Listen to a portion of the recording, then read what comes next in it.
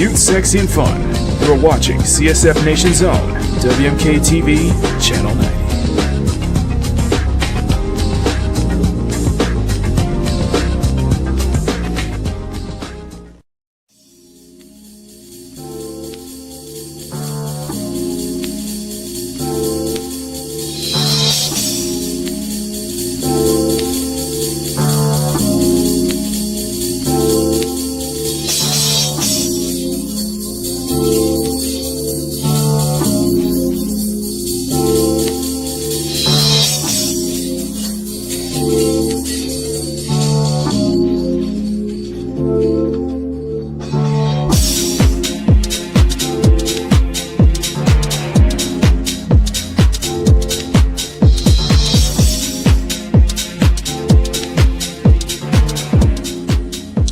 Good morning, good afternoon, good evening, good night, and welcome back. We hope you all enjoyed your unscheduled break from the sexiest Sunday afternoon art show on YouTube. And if you're a new face, we welcome you to Makini Live.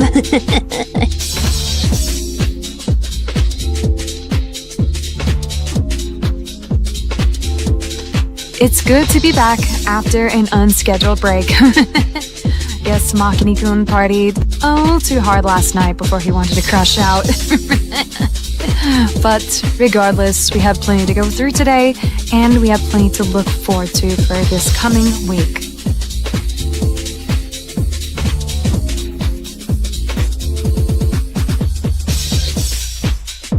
What's up, y'all? Good to see you back. And thanks for the break, bro. Welcome to Makini Live. We have plenty to catch up on and maybe a rant or two. Don't you think, Saya?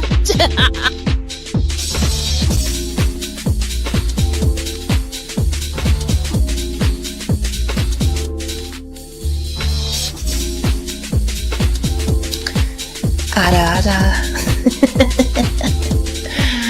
Good morning, good afternoon, good evening, and good night, CSF Nation. And if you are new here or a returning viewer, welcome to the sexiest Sunday afternoon art show on YouTube that we call Makini Live.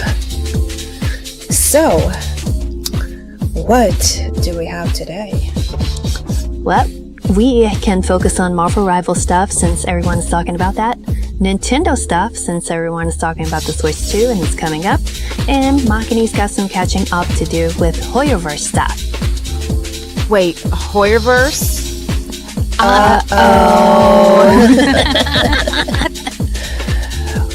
Oh, Kiki-chan, you have so much to learn. Get ready to be educated. True. But first, Emma Frost. Oh, yes. Oh, shit. Ladies, Makini Live starts now.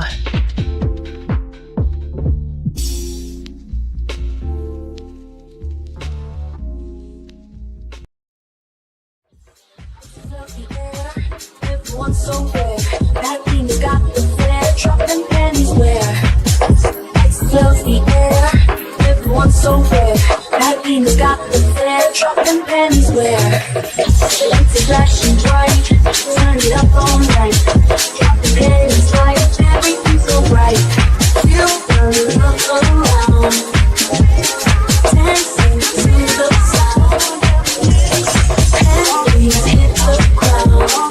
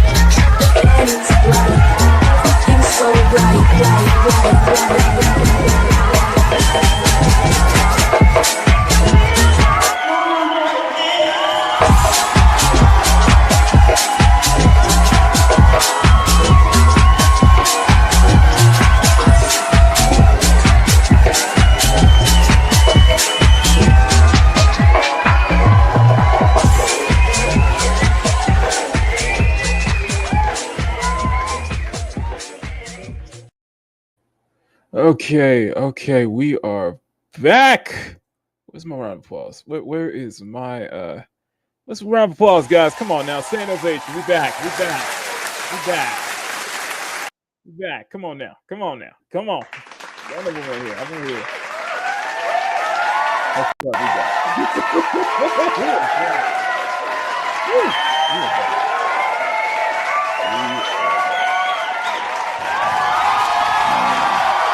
It's good to be back.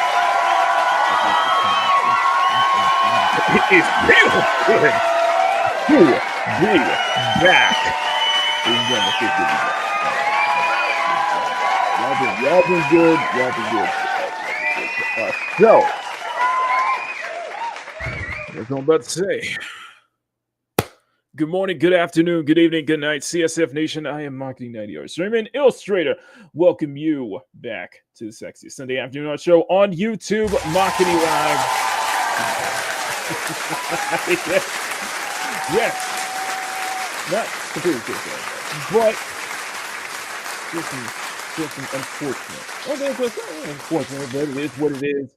Now, you guys are noticing it is the studio is only set for one person, and that'd be me.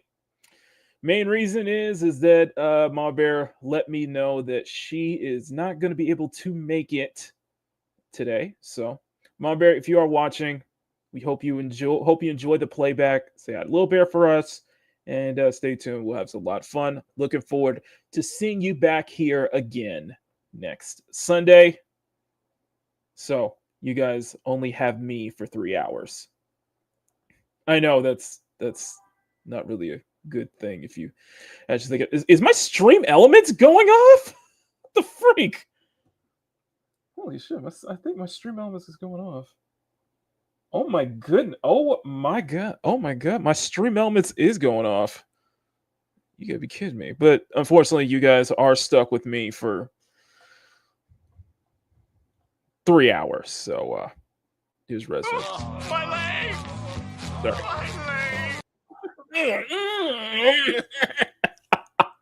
Well, it's not too bad. It's not too bad. We got plenty to go over today. We got plenty to cover as well. So a little 3 hour. I haven't done a solo Makini live in a long time. Now, unless Riot Kitty would like to unless Riot Kitty is up for a little hangout today, or maybe Sean or Dante, usual suspects. If you guys would like to hang out with me on Sunday, act as my substitute co-host for the day, you're more than welcome to. But we got 10 people watching in the chat. We got a lot to go over, and we got a lot of Peach to go over. By the way, yes, this is Peach in Mario Kart World, which we'll get into the Nintendo stuff because Nintendo's been at it, and of course the main topic for today. So if you guys can do me a little, sure, I'll be Mama Bear's substitute. Okay, then. So I take that as a yes. Then okay, then okay then.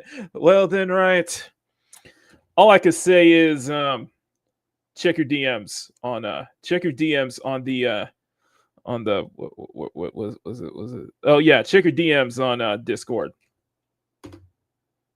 Link is sent. Anyway, so it looks like we might not be alone today. Anyway, I got substitute co-host. I can't do this alone. But you guys enjoy this. Smack that like button, make it jiggle. Smack that subscribe button, make it jiggle. Thank you everybody who showed up last night. That was a lot of fun last night. Playing Dinner Live Stream 3 and some Stellar Blade. Speaking of which, we got plenty to go over today. Now, before we do so, let's go ahead and say hi to everybody in the chat. As well, what we're about to start on is we're gonna start on the flats today. We're gonna start not the flats today. We're gonna start on the grade scale today. My nib just fell out. Sorry, my nib just fell out. Sorry. Phrasing. Yeah, my pen nib just fell out. That's interesting. Okay. There we go. Okay, sorry about that. Anyway, let's go ahead and say hi to everybody in the chat. First up, who was here? Let's go ahead and scroll all the way to the top. Power. Yes, I agree. It's just me, unless Sean wants to join. There's no sign of Sean in sight. I'm very worried about that. Now, is it referring to the 5 million? It's referring to Snow White as it got toppled by the Minecraft movie, which is, I've heard it's terrible, but it's enjoyable. It's gonna make an easy like 150 million in the box office anyway, so that's not a opening weekend. So to be fair, it's not that hard to beat Snow White anyway. And beat Rachel Zegler. Like, it's dumb fun. Yeah, that's what it is. It's what I keep hearing about Minecraft. It's not, it's just dumb fun. It's terrible, but it's much better. Phineas and Ferb returning for a new season, which Disney is in that level of desperation. So World War III, listen, I'm just gonna say this right now. Listen, I'm going to say this right now. And this is regards to Stunny's comment regarding to that little post that I made earlier this week. One, Dante, if you're watching, thank you for ruining my Friday. And two, I've already given that B enough of my time and attention as it is. She does not need any more so put simply, her little correlation of prawn making men gay, making people gay, apparently, especially in regards to Emma Frost looking like a drag queen in her eyes. You're just being desperate. You're just being desperate. All I have to do, or all many other people have to do, is just show an empty carton of eggs.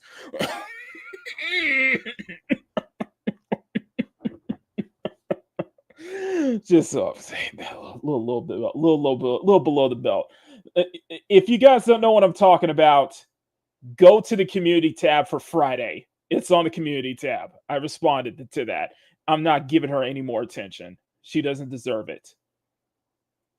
She does not deserve any more attention. It's already done that for her. So it's on the community tab. Anyway.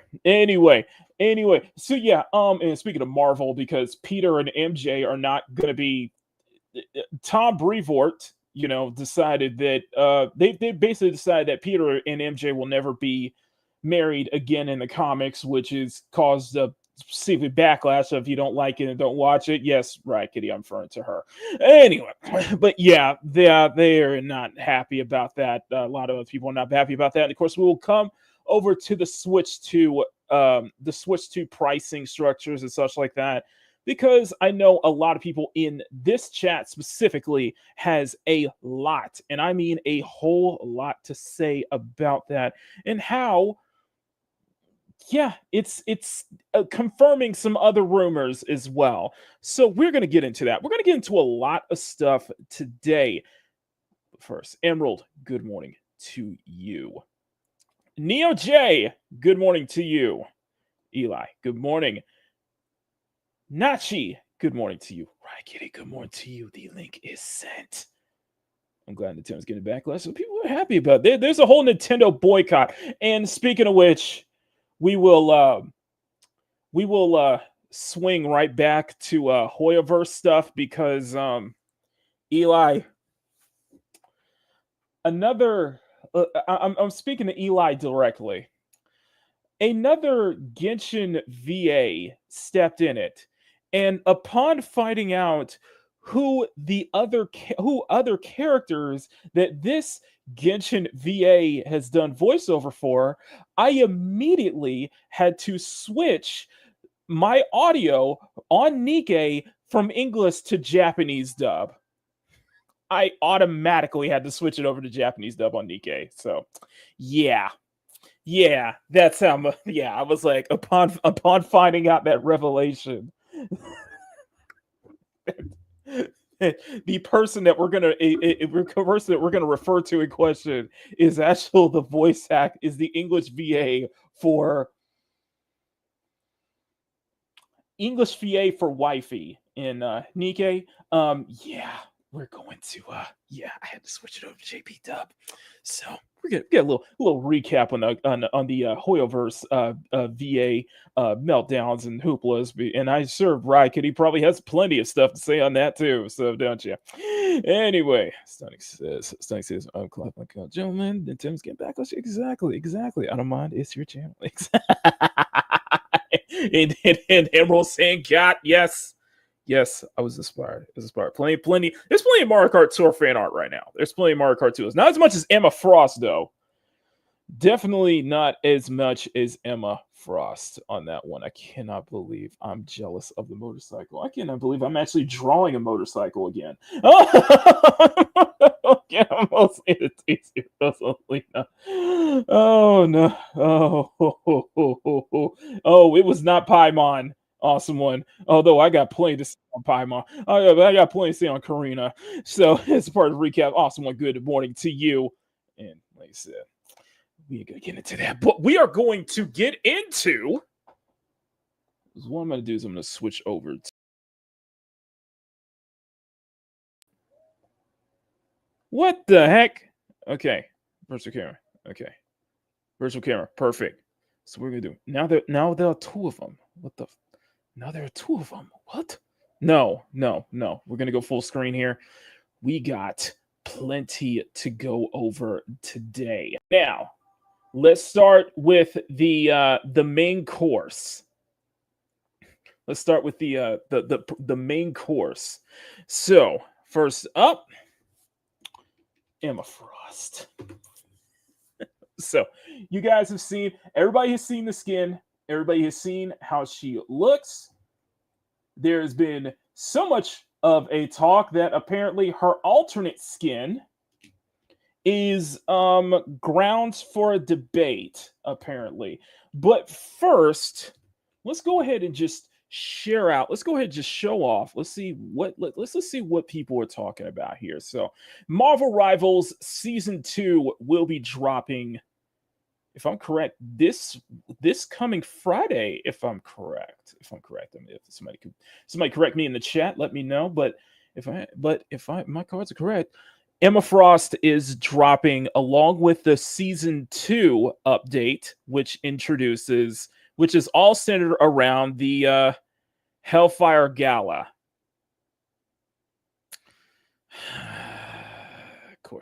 Of course it is. How can we not escape the Hellfire Gala at some point? And speaking of escaping and just kind of seeking their way into the backstage, bypassing everyone else. I'm kidding. Ladies and gentlemen, let's give a round of applause for Riot Kitty.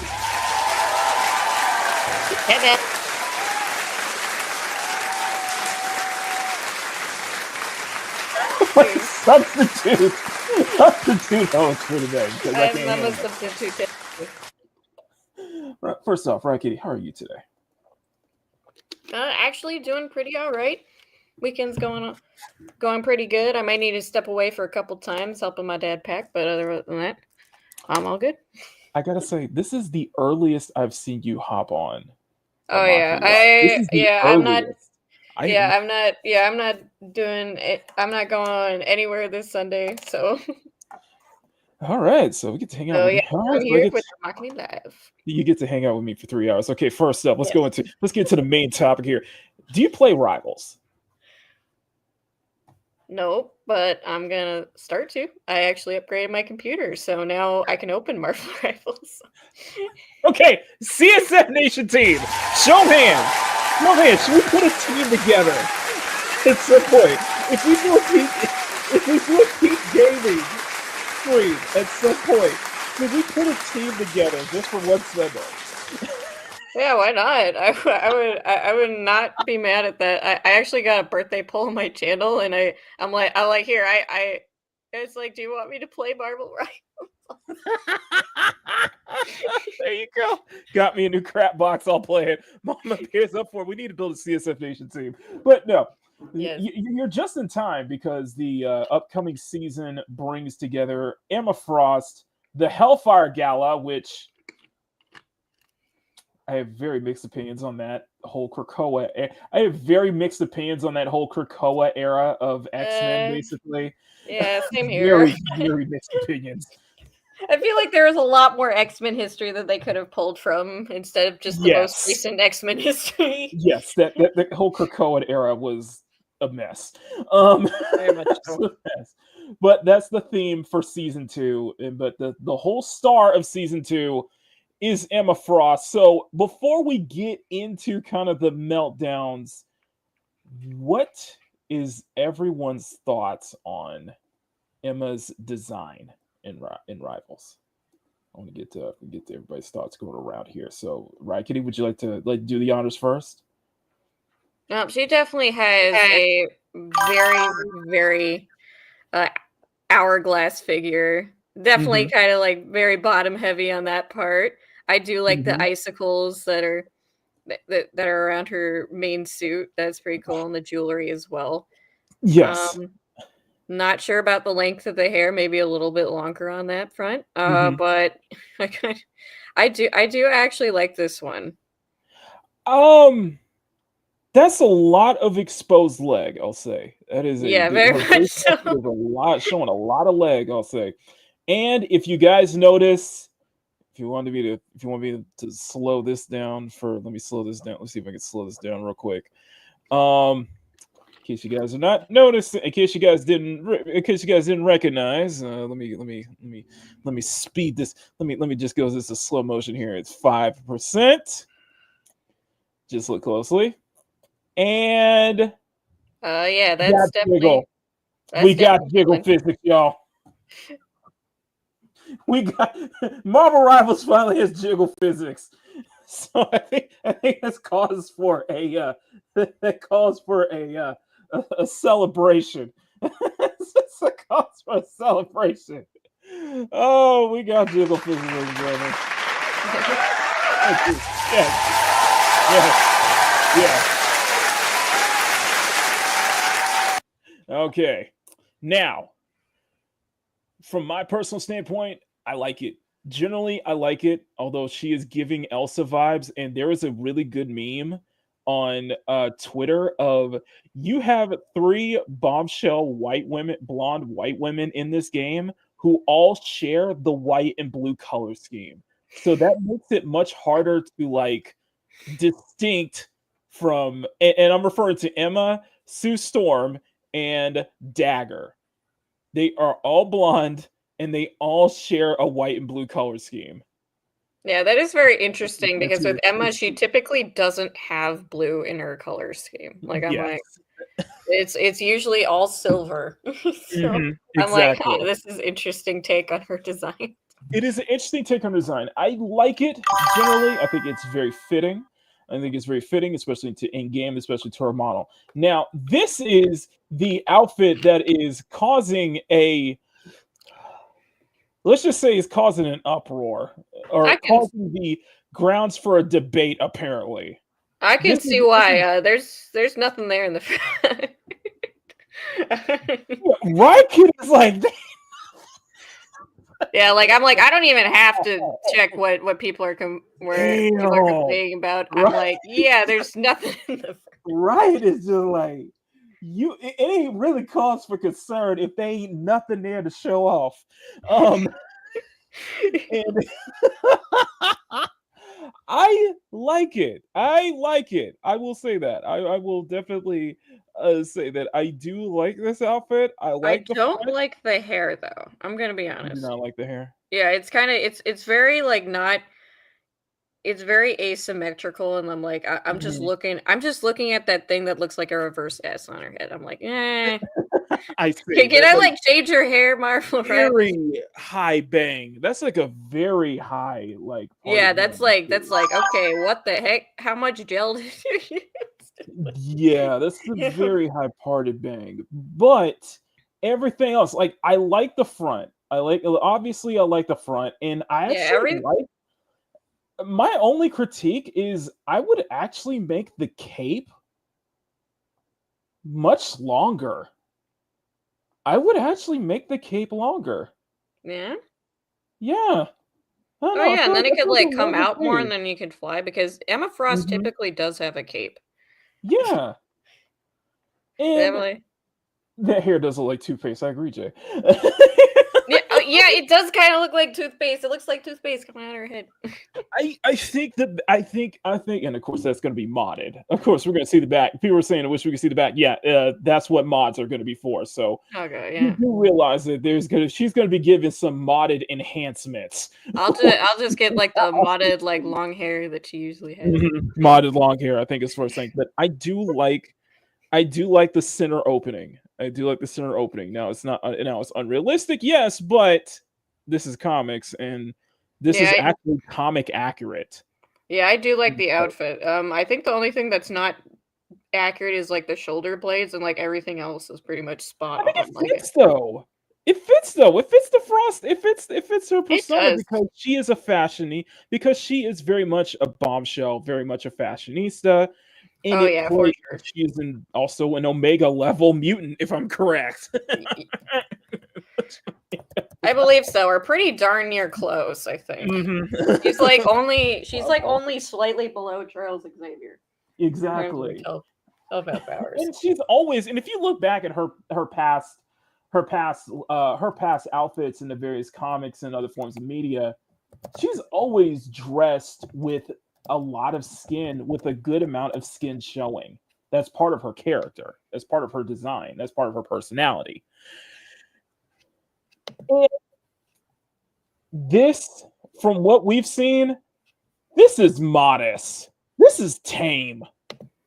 Like, this is legitimately tame compared to what we've seen in other games and even in other skins. This is tame. So, but apparently having an open, it's just apparently having an open cleavage and stomach is grounds for a debate. Apparently, I kid you not. Let me. I kid you not, ladies and gentlemen. Apparently that is opens for debate. Let's go ahead and get to let's go and you know what? Let's start with let me find a clip. Let me find a good clip. Oh, PC game. This is coming from PC Games in quote. Horny. Okay. Marvel Rivals needs to go to Horny jail for the not safe for work Emma skin. I'm sorry, I just saw the headline. I had to chuckle. That's it. Now, oh my goodness. Marvel Rivals is one of the coolest and probably most lucrative collections of skins in gaming right now. I agree. This tops the likes of Overwatch 2 by a mile. With some brilliant comic-inspired costumes for its lineup of superheroes, while some are a tad suggestive, it is largely left to the thirst trapping of modders. However, Marvel Rivals Season 2, NetEase has unveiled a new premium costume for Emma Frost, and by far its most not safe for work skin yet. Really? This is not safe for work? Really? Really, this is not safe for work. Okay. I can't blame him for thinking that. Look, I can't blame him for thinking that, but come on now. We've seen way riskier costumes in mainstream than this. This is nothing. With the date that is playing, team ups are being adjusted. Costume gifting is arriving as a new feature, so now you can gift costumes. Ultron and Emma Frost will be a part of the Season 2 cast. The X Revolution skin is a pretty rarity costume that will be purchasable as a bundle in the store. The bundle also comes with the MVP animation, emote, nameplate, and spray. let's just go ahead and take a look of. Let's just go ahead and take a quick look at the nameplate. Let's go and take a quick look at the of the win victory spray, which I think is very nice. Let me, if I could find my playback speed. I'm so sorry. Let me go find my playback speed. So, see, I like this. Let me blow this up. Turns off. Okay, so this is her. That's her victory spray. This is her victory spray, by the way, which I really like. I like that she turns diamond. Turns diamond. We're switching back. That's her victory. That's pretty cool. Oh, they give different victory skins for their skins. Yes, nice. even premium skins have victory themes. They have basic really victory animations. So MVP animations, basically. So it's pretty cool. Kind of very reminiscent of Overwatch and such like that. The bundle, it is pretty revealing, particularly from the front. Surprisingly, it's causing quite a stir already. Don't think for a moment that NetEase has dreamt up this rather suggestive thin line of hair like most of its best Marvel rival skins. It is directly inspired by Emma Frost's first appearance in the Uncanny X-Men series. Prior to this reveal, it's safe to say that Invisible Woman's Malice skin was number one to get yourself a cell in Horny jail.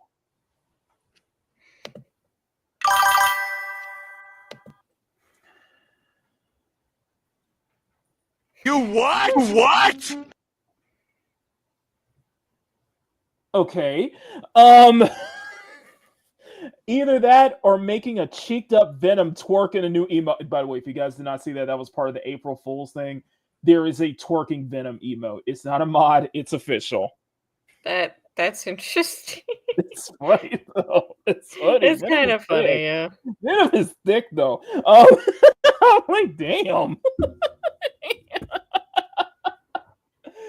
But Emma Frost may have just taken the top spot with a pretty diverse and versatile kit. She's always going to be a popular choice for boys enjoying as a Vanguard, but the X Revolution skin has upped the popularity to new levels.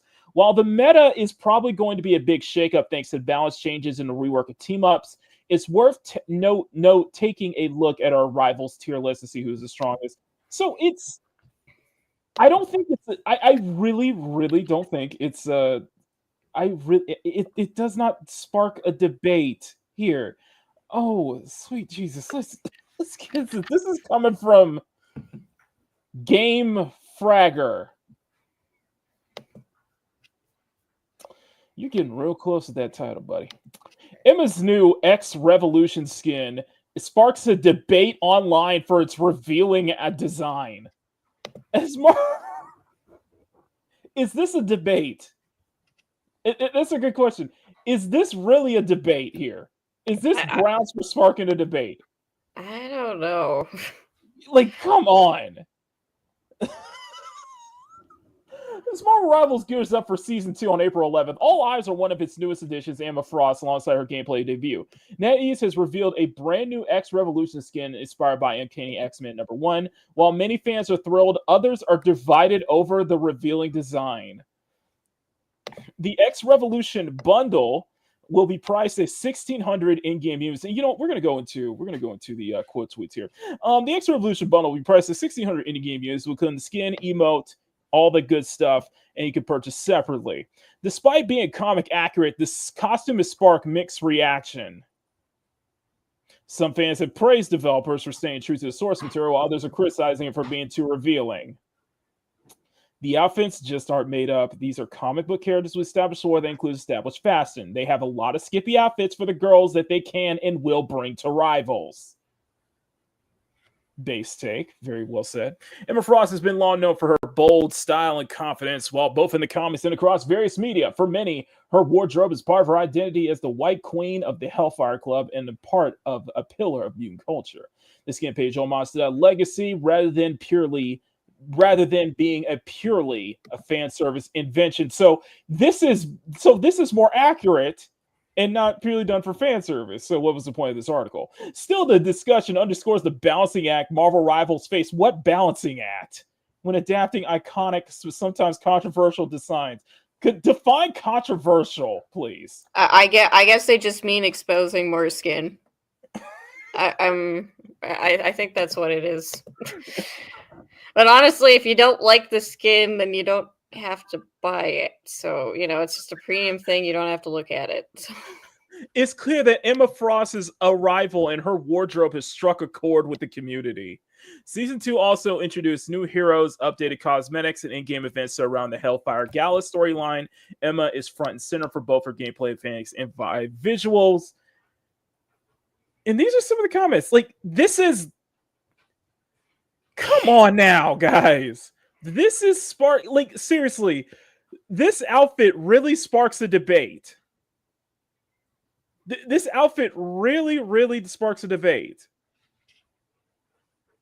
And Makini, I found, I know of like probably the skimpiest outfit Emma Frost has. I put it in the in the private chat. Even then, that's just team. Like, we're gonna get to a hero. I'm probably gonna use a hero hate video for this one, but let's just take a quick look.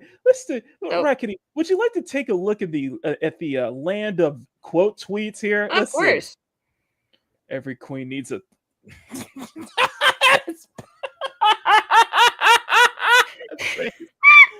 MVP reference to being Uncanny. Yeah, see, there you go. Even her MVP animation is a reference to Uncanny X-Men. Okay. Oh my gosh, I am not gonna show that before y'all start complaining that this is a Gooner skin. This is what the inspiration it was taken from. Exactly. Oh my god, I'm going to goon so hard on her. Hard to her.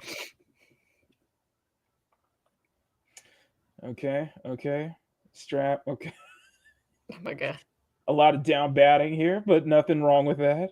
I really like how instead of yielding pressure from Western gaming audiences, censorship losers trying to reduce the sex appeal of their female characters, Mall Rivals seems to be doubling down on it for their next season. This is Chad behavior. No, this is Eastern behavior. Look, these are some of the season 2 skins, by the way. That's Magic. Magic looks really good. That's Cloak and Dagger. Wow. Like, Cloak and Dagger have had some fire skins lately, though. Like, to be fair. That's pretty cool. That's like Black Swan, White Swan. I know, right? That's pretty good. This game's so much. Wow. Okay, then. Oh my god. Okay, yeah, that's definitely somebody who's very, very down bad. I absolutely adore the amazing use of crystals in Emma Frost's outfit. It generally looks amazing. Totally not biased, given my design. This covered crystals. Yeah, see, I like the incorporation of crystals. It's very nice. It does look very iconic. I am so afraid of this. Is the see. Look at all this. Wait. Oh, I think it's Jessica Chobot. I think it's Jessica. Oh, yeah, Jess Nagiri. Sorry, Jessica Nagiri. Yeah, see, there you go. Yes, and I will draw next question. Sean's been teasing me if I'm going to draw Emma Frost, and I'm like, really? I am? As per usual, some peeps are complaining which is too sexy, which is completely normal, by the way. I just don't understand people nowadays are so weak to sexy stuff. Okay. This is tame. This is tame. There are some games that take no one takes seriously because they retires on sexualization fan service, but this game for a reference to comics. Yeah. Shitting, crying, throwing up, literally having a tank when I can eat Phil or love her. Jiggle fix. Okay, people are liking this. People are genuinely liking this. There was a leaked one. However, there was the leaked one that some people got ratioed real bad. They should have made her shift into diamond under an 8-second countdown. They should have had to frame for diamond a whole bunch. Right, because it might be an invincibility too, as well. I need her snow bunny mind control. Make the men half naked too. Way ahead of you. I need to interact. Mr. Bug! Mr. Bug! Okay. You know you will. I am? Prideful Sin is like day one. There you go. Why is the chibi Bernice? I love that. Why is she Frost when she's so hot? This is a chibi Bernice. I cannot play my Les up, but you can bet your ass I'll be getting the skin for Rivals video so I can watch them play in it. There you go. See, people are loving it.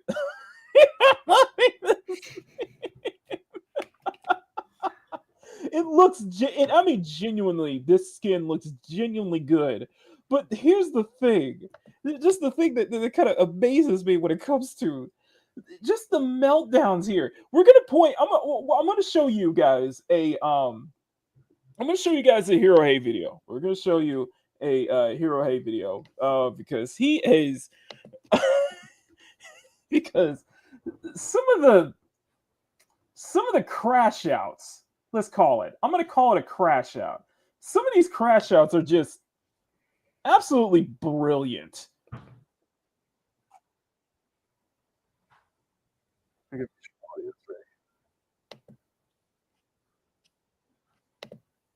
Okay, audio.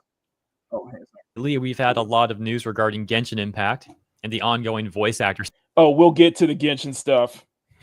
Right. I hope you're ready for that one. Oh, lovely. Situation. And to be quite frank, it looks like there's going to potentially be even more to talk about regarding all that tomorrow. But for now, I'd like to diverge for a moment, because today, we've actually got something to discuss regarding Marvel Rivals. As you can probably tell from the gameplay I've been using for the last month or so, Rivals is a game that I've been enjoying quite a bit. And you might recall at the beginning of Season 1, the modern audience was very upset at the character Invisible Woman being added to the game, specifically because of her Malice skin, which they were getting all whiny and mad about, saying it's all like sexist and problematic, that it appeals to the male gaze too much, and all that sort of brain rot stuff. It was all quite hilarious, made for great entertainment. And now we've got Season 2 launching on April 11th, I think it is. And with Season 2 launching, we have a new character, a new Vanguard character. That's like a tank sort of character.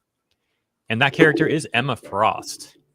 We got the modern audience upset once again at this character for similar reasons that they were mad about the Malice skin for Invisible Woman, except this time they're actually mad at the base skin and also the paid X Revolution skin. They're saying both are too revealing, too sexist, too problematic, all that same sort of stuff basically that happened the first time. And it just makes me very glad to be a Marvel Rivals player because I can enjoy the game itself. And then I also get entertainment from these weirdos crying about things. Do you know what's especially funny? The modern audience literally had a hero shooter made for them. It was called Concord. That was a game made specifically for those types of people. And look what happened to it. Turned into like a $200 million loss. Shut down in a mere 2 weeks. But okay, back to Rivals. I'm just curious what you guys think about the Malice skin and this new X Revolution skin for Emma Frost. Like, if we're comparing the two, personally, I think I like the X Revolution skin more. There were just some things with the Malice skin that I didn't really like. For example, the spiky mask thing. To be fair, I do think that's lore accurate to the comics, but I'm just saying it's not my cup of tea. Now, on the other hand, though, I do like that cape thing that she has going on. Like, especially in-game, when you see an Invisible Woman moving around, that thing looks really cool. I definitely like what they did with the X Revolution skin, though, specifically the front profile. But then at the same time, I don't really like the sides and the back. It's weird. I don't know. I'm too specific, I guess, maybe. I don't like the Malice skin in the back, just the cape thing. It's basically I don't like the Malice skin in the front or the sides, but I don't hate it. The X Revolution skin I like from the front, but not the sides or the back. At this point, I think I'm just... Oh, hold on a second. Let me see. I see my former co-host is in the chat right now, so just want to send her. Hello. I see my former co-host here. So yes, Ma Bear, you're being replaced. I'm kidding. We got 20 people watching, so this is what. I'm kidding, Ma Bear. We hope you enjoyed the show. And wait, sorry, I gotta share this real quick. I gotta share this real quick. So Riot Kitty has something you want to share here. Okay. Imagine the crash out there would be over this one. Okay, go ahead. Now, see, even that's kind of tame. Are you sure, Makini? I mean, she's not wearing anything. She's not wearing anything. I am testing you, Mount Bear, to come in here, okay? I am very much trying to test you to come in here, okay? I'm just saying, Mama Kitty. I'm just saying, Riot Kitty is getting us more viewers than you are right now. I'm just saying. Oh, Sean, would you love to come on and hang out with us since Small Bear is not available and it's just me and Riot Kitty? Sean, would you love to hang out with us today? That is Yeah, not that is tame. not tame. See, like, look, no, she's not wearing anything, Makini. Just say a scanty clad on up to it. You know what? She's just wearing underwear on the. Just say a scanty clad. Just say it's lingerie with a cape. Okay. Still, come on now, guys. I'm just saying. But Sean, if you like to come on and hang out with us, I'll send you a link. So I'll just say the word. Anyways. But thank you. Yeah, see, this is nothing. This is nothing here. It's too picky. I think I'm kind of weird. I think I'm probably I'm sorry, no, but at least I'm not raging about it and virtue signaling about it like the Martin audience. So enough about my weird opinions. Let's just see what they're saying. Over on the subreddit Girl Gamers from 3 months ago, a post just to get a reminder of what they were saying about the Malice skin. This is making me legitimately depressed. I hate how everyone ignores the blatant sexualization.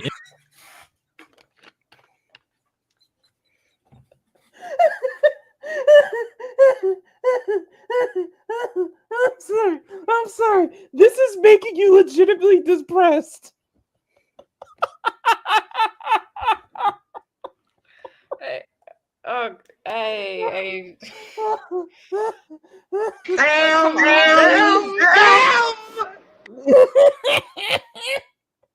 is legit making me depressed. Oh, it gets better. It gets in better. This game just because it's fun/popular. That being a top post over there at the time, getting over 520 upvotes before moderators eventually locked the post because people from outside that subreddit were beginning to disagree with them in the comments and, hey, we can't have that. For example. Oh no, they came in and disagreed with them in the comments. Oh, the horror. Oh, the horror. Oh my god. Oh no. Oh, Winter Coyote, yeah, like, yeah, it is torn down from us to Storm Malice. Like she literally just wore like a bikini and a cape. They came in and disagreed with them. Oh, the horror. Oh no. Like, come on now. With -10 downvotes. It's toned down from how Sue Storm Malice looked in the comics. Uh-oh. Uh-oh. Well, I guess it's just the Right Kitty show. How is everybody today? Oh, is he back? Is he back? Okay, oh, no. so Right Kitty, I hope you enjoyed your like few seconds of turning Makini Live into Riot Kitty Live. Okay, so I hope you enjoyed that. For everybody else who's watching, Riot Kitty did not kick me out. I accidentally R-wind myself out again. So I can't kick you out. You're the host. Exactly. You magically kicked me out. Somehow. I guess I did, yeah. So by that token, I deserve it. Whatever you say, boomer. Okay, boomer. Yeah, boomer. Whatever you say, boomer. Okay, boomer. Yeah, boomer. Whatever you say, boomer. There you go. That's what I'm thinking about. This is not Makini Live now. This is Riot Kitty Live. So yeah. Hang on. Let me cross out the title down below. Okay, let's get. Aren't the target audience, you aren't forced to consume. And -14 downvotes. No, I disagree. It's great. But okay, once again, that was just a very quick refresher. Now let's see what they're saying about Emma Frost. This post also on our Girl Gamers from 1 day ago. Oh and my god. Over 300 upvotes. Emma Frost deserves so much better. No, okay, yeah, we're pausing already.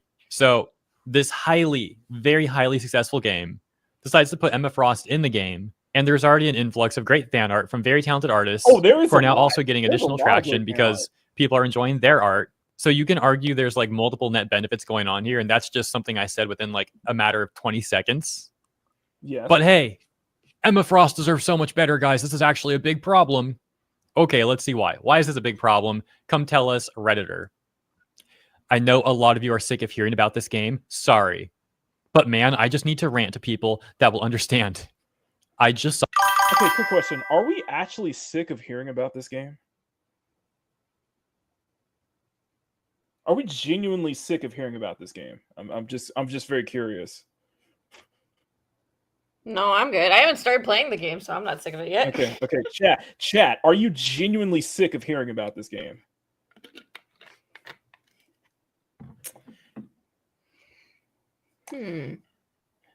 Either no, I personally am. Okay. Aside from Emerald, is anyone else genuinely sick of hearing about this game? Power says no. No, or Emerald says I personally am. I'm pretty indifferent. Okay.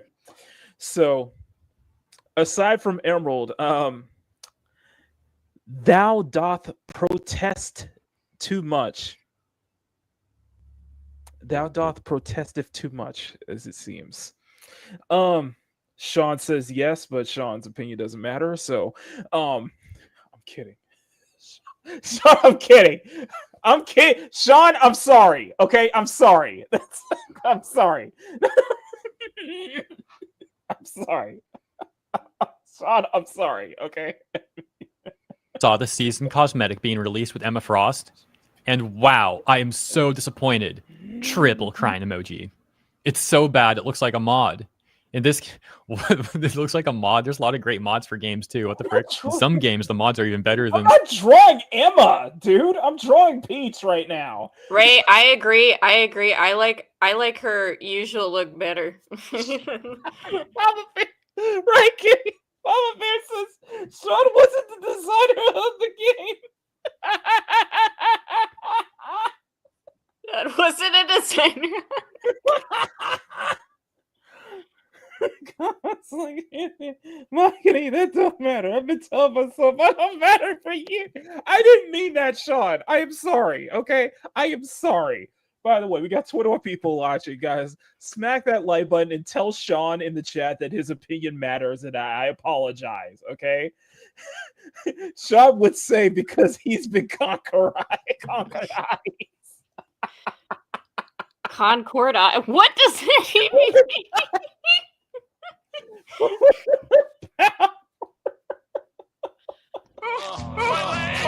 Oh my god.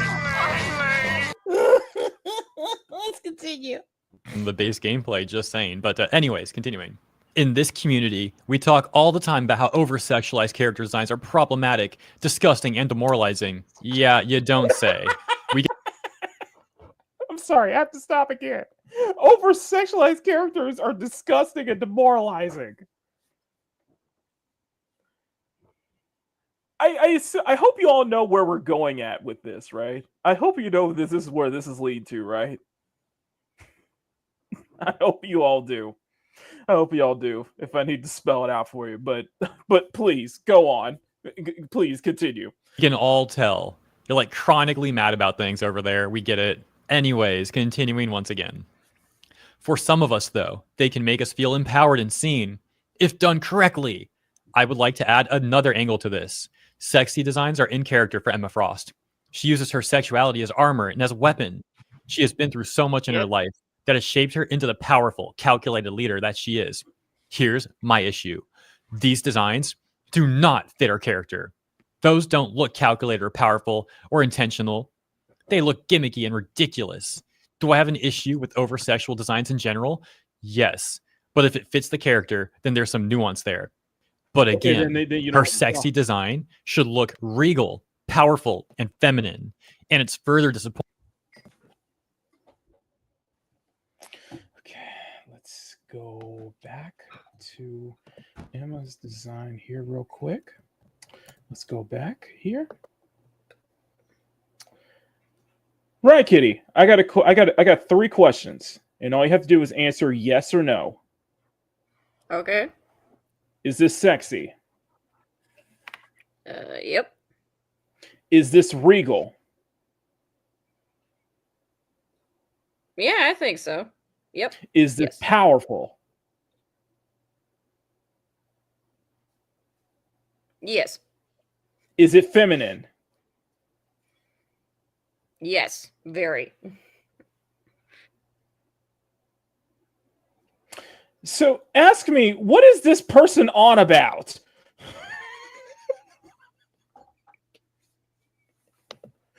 So what is this person on about then? So we've answered yes to all three of those. So what is this person? And it fits the character. I am a confirmed woman. So what is this post on about then? What is the purpose of this post here? Pointing to see them design her in a way that reduces her down to her appearance and sexuality. There's so much more I could say, but I'm just going to leave it here. Thanks for reading. Edit. I'm more so talking about her design with the open top. I think the pantsless design for her original cosmetic looks a bit ridiculous too, but I'm mainly talking about the other one. Yeah, meanwhile, Emma Frost in the comics has designs that are even more revealing than the X Revolution skin. Like this one, for example. This is much more revealing than the X Revolution.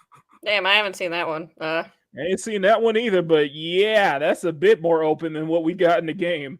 Revolution skin is. I actually think this one is really sick. And this might be the one that the X Revolution skin is inspired from the most. In my opinion, though, this comic skin is definitely not skin. I guess costume from the comics is definitely better than the X Revolution skin. Like this design is just freaking awesome. But yeah, if that Redditor is trying to use the comics to support their argument, I don't think it's helping. I think if anything, it's actually refuting their arguments. Of course, we've also got angry people over on Twitter. For example, this person responding to Marvel Rivals' announcement that Emma Frost would be joining the roster, saying, "Hot take? I hate what this game is doing with Emma. Emma Frost is a promiscuous character, but her design in this game is so obviously pandering with the sex appeal, they forgot who they were trying to design in the first place."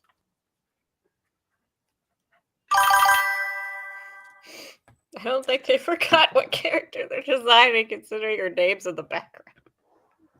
In the fact that Emma Frost is known for her sex appeal. I mean, honestly, but yeah, she's so much more than that. But yeah, it's much more than that. But that is a highlight of her design. That's always been a highlight of Emma Frost's design, though. She embraces her sexuality. She embraces her promiscuousness. And this person is saying that they forgot who they're trying to design in the first place.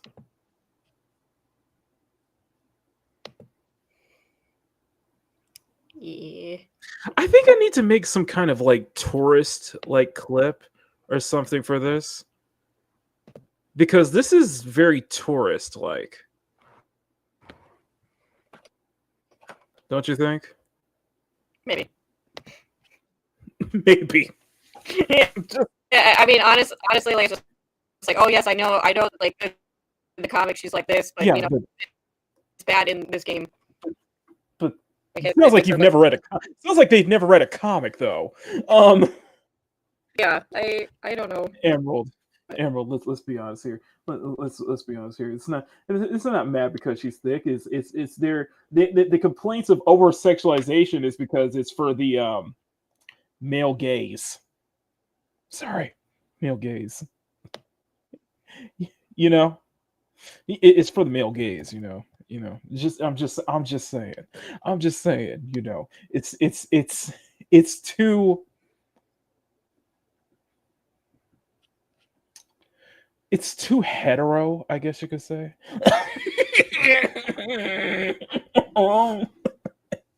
It's a little too hetero, apparently, and that's a problem, you know. I mean, to this person, I could say, you know, you can always go back to Overwatch, but you know, I'm just saying. Just say it. Her new skin. I'm aware that it's from a comic. My point still stands. No, it doesn't. No, it doesn't. The fact that the skin is influenced and were taken from based off the comic. Your point is invalid. The comic directly contradicts what you were saying. Her new skin, I'm aware it's from a comic, my point still stands, is like if you were to egg on a dog with juicy meat. What? What? Right, Kitty. Can you understand that? If you were to egg on a dog with juicy meat, what? What? I don't know what that means. What? It's like talking about throwing an egg at a dog or wait, I think they're talking about baiting a dog with juicy meat and they run up to you, I guess. I don't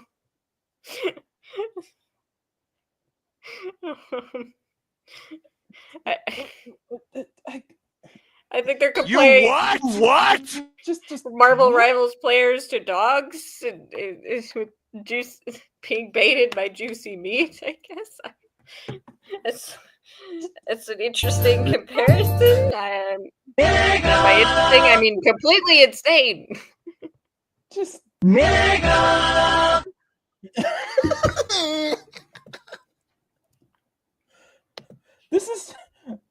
this is terminally online here. This is what happens when you're. I feel like you remember that old commercial of like, you remember that old drug commercial of like, this is your brain and this is your brain on drugs. This is your brain. This is your brain when you're terminally online. Any questions?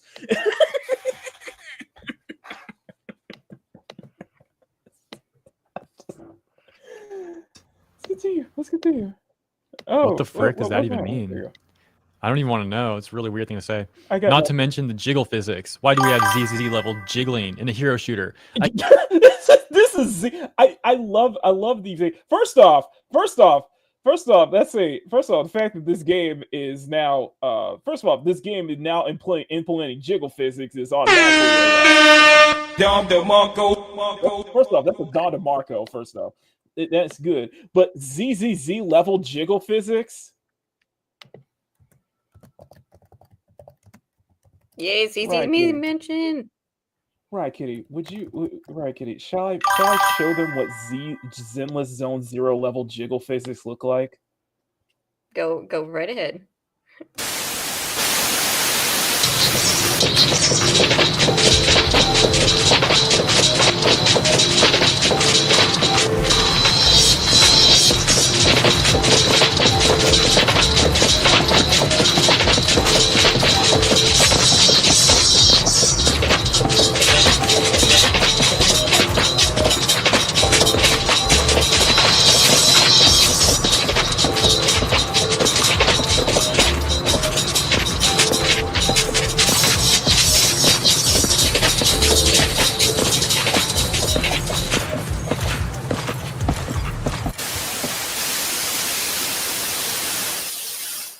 Now, I'm not saying that Rivals doesn't have it. It's just that's not really a good comparison, since as we saw with Zenless, a lot of the characters, especially the female characters in Zenless, they jiggle everywhere.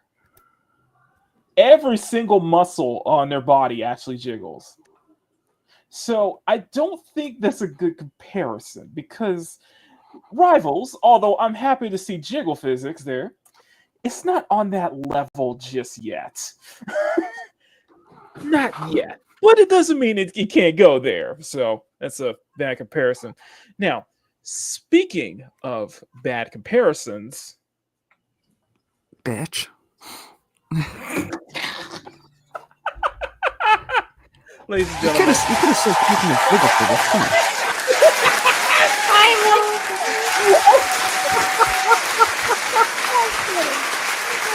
very good.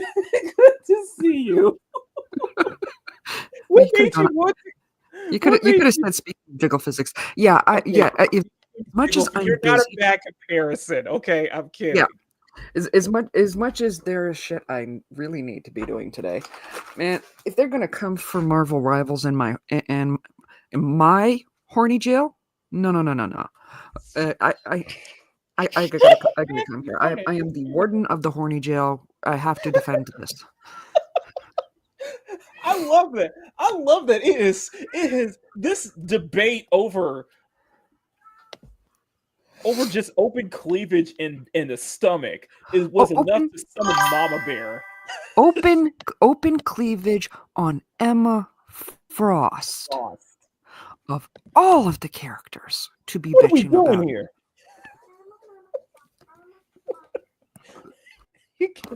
This is a character who's known for running around in a corset and panties with a cape. Is she high all the time? No, it's just her design. Oh. You know, How is Mama she Bear, not in jail? Mama Bear. First It's off, it's comic. Yes, my Mama love. Bear. Yes. First off, Yes. I apologize for that comparison. You are a wonderful comparison. Okay, I apologize. I know you love me. Second, would you like to have the floor? Would you like to sit back? Yeah. Oh, absolutely. Right, Kitty. I got the popcorn ready. So come on there. Proceed. The floor is yours, sweetheart. I did ask a question in the chat, and I'm guessing you didn't see it. What was the Have question? you seen Dante's short on this? I have Because not. he talked about this the other day too. Ah, you have some homework Dante to do, my already. friend. First off, I got a bone to pick with Dante. I don't think me You and want him me can be to want me friends to anymore. see if I can summon him? He ruined my Friday. Okay, he ruined my Friday. How did he ruin your Friday? He showed me a tweet about Did he post another Marvel selfie that Rivals I being missed? compared to a drag queen. Yes. Yes. I No, saw no, that you are on not my hurting feed, Dante. and I'm like, if you want to summon Dante, you're more than welcome to. But okay, is it this one right here? Okay. Now, I don't I play am Marvel with Maki right now. or often, but one thing I would say about Marvel Rivals is Hold on, the hold on, baby. character designs are just top. Now, before we begin, I can tell you, I want to acknowledge Sean's comment. I have no say in the matter in regards to the Netflix Devil May Cry animated show. That is between you. That is between y'all two. Okay, that is between y'all two. And yes, Emerald, I have I recently discovered Ray Kentman. By the way, Kentman's a great. Ray is a really good channel for fan service. So yes. Ray's awesome. No murdering our resident Black Panther. Now, so if you're expecting me to say anything in regards to the Netflix Devil May Cry series, all I need to do is look at Dante's post and look at Sean's post and look at basically Pirate Nation, because they have ripped that show to threads, especially when that's not a proper representation of how they basically turn lady into a girl boss there. So focus. So here's Dante's response here. Now, I don't play Marvel Rivals a lot or often, but one thing I would say about Marvel Rivals is the character designs are just top notch. They are peak. I agree. So as you guys can see, Emma Frost has finally dropped in Marvel Rivals, and she is looking God. But of course, it has pissed off certain people on the net. Starting off with this one, coming in hot. Okay, this is getting weird now. The over classification of women in games needs to stop. The over sexualization of women in games need to stop. Yeah. Let the man continue. Okay. What? This is okay? No? Or how about this one? No? You should stop at this one too? They're going to move the goalposts. No double standards? All right, sure. And of course, we got this one from the usual suspects. Prawn is... Why? Mom Bear? Why? Yes, my dear. This is what I'm talking about. This is exactly what I talk about when I say I know this is what you're talking about. This is exactly what I tell you when Dante ruined my day. I am not giving this entity any more attention than she desperately is so desperate needs to right now. Okay? He's not the one that made the comparison.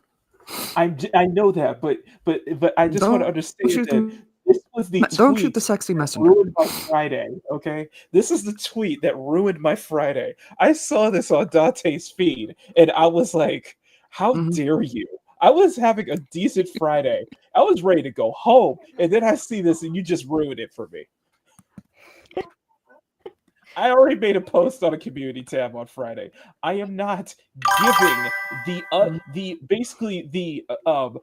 other side, the right wing Melissa Mercante any more attention than she's so desperately to get right now. Okay, so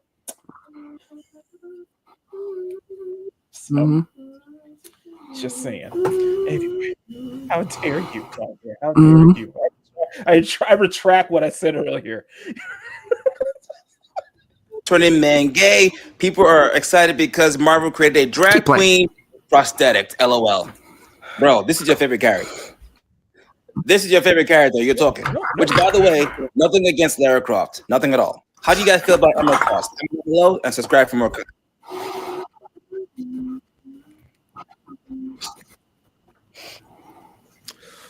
There you go.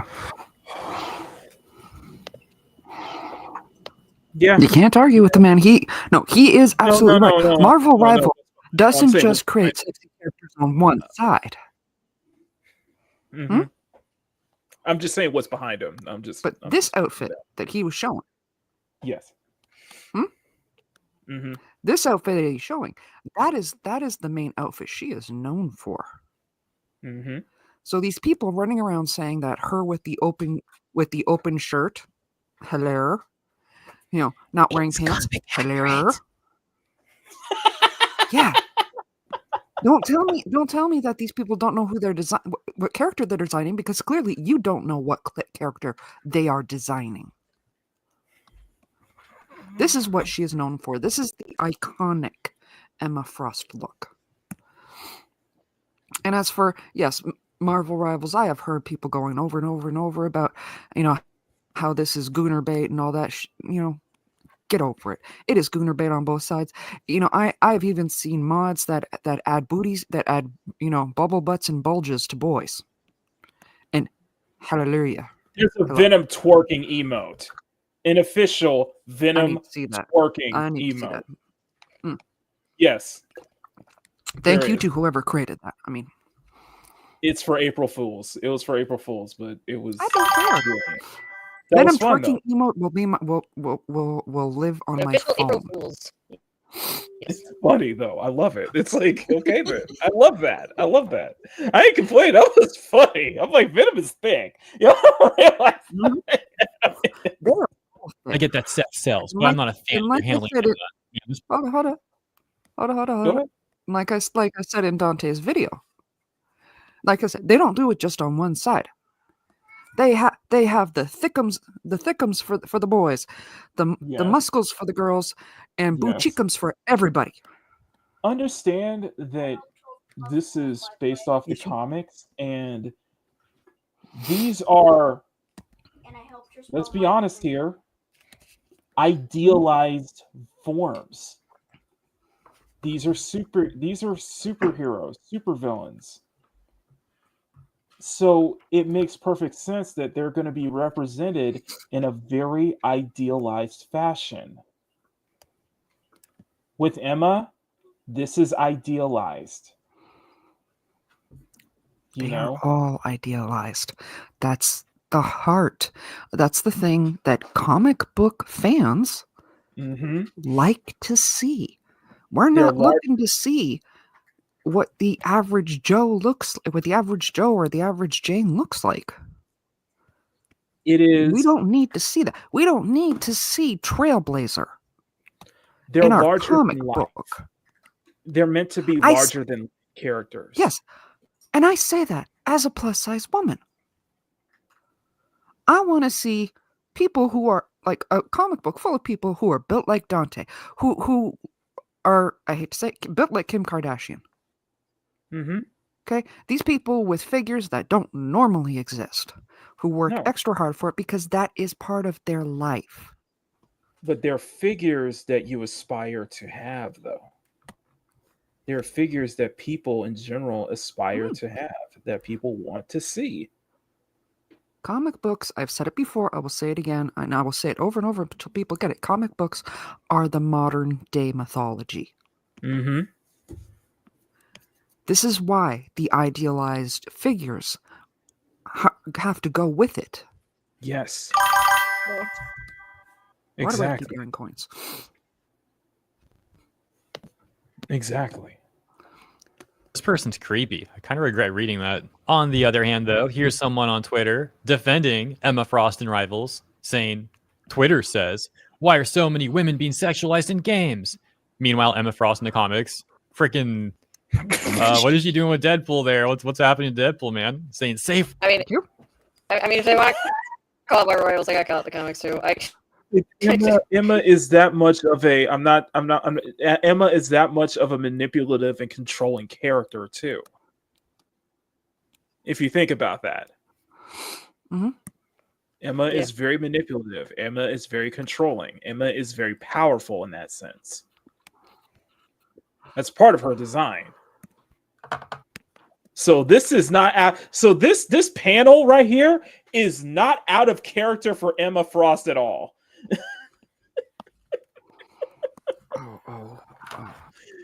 What was the comic book? Safe word. Okay, guys, taking bets that there's going to be that person in the comments who's putting the timestamp to this part of the video and saying, wish that was me. That's where we'll leave it for today.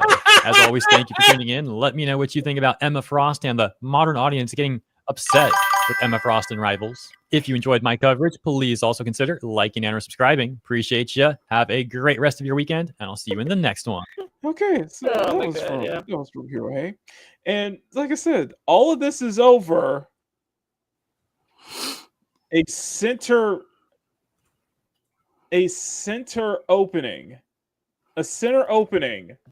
with a visible stomach and an open chest. I mean, what are we doing here? What are we doing here? She's almost got an Eve look to her though. So yeah, again, what are we doing here? So, Riot Kitty, do you have any final thoughts? You've been kind of sitting back on this whole thing. So what do you? Well, my final thoughts on this is please, Marvel Rivals, give her most common look. Give her the crop top and the pants with the cape and the long hair, and then I will buy that skin. You have my money. Okay, then. Make it happen. That's me. Make it happen. Heck with the crop top. Put her back in the corset and panties. Put us in the corset and panties. Yeah, corset and panties. Yeah, I mean, I'm fine with that too. I'm just like, you know what? Emma Frost needs a cape.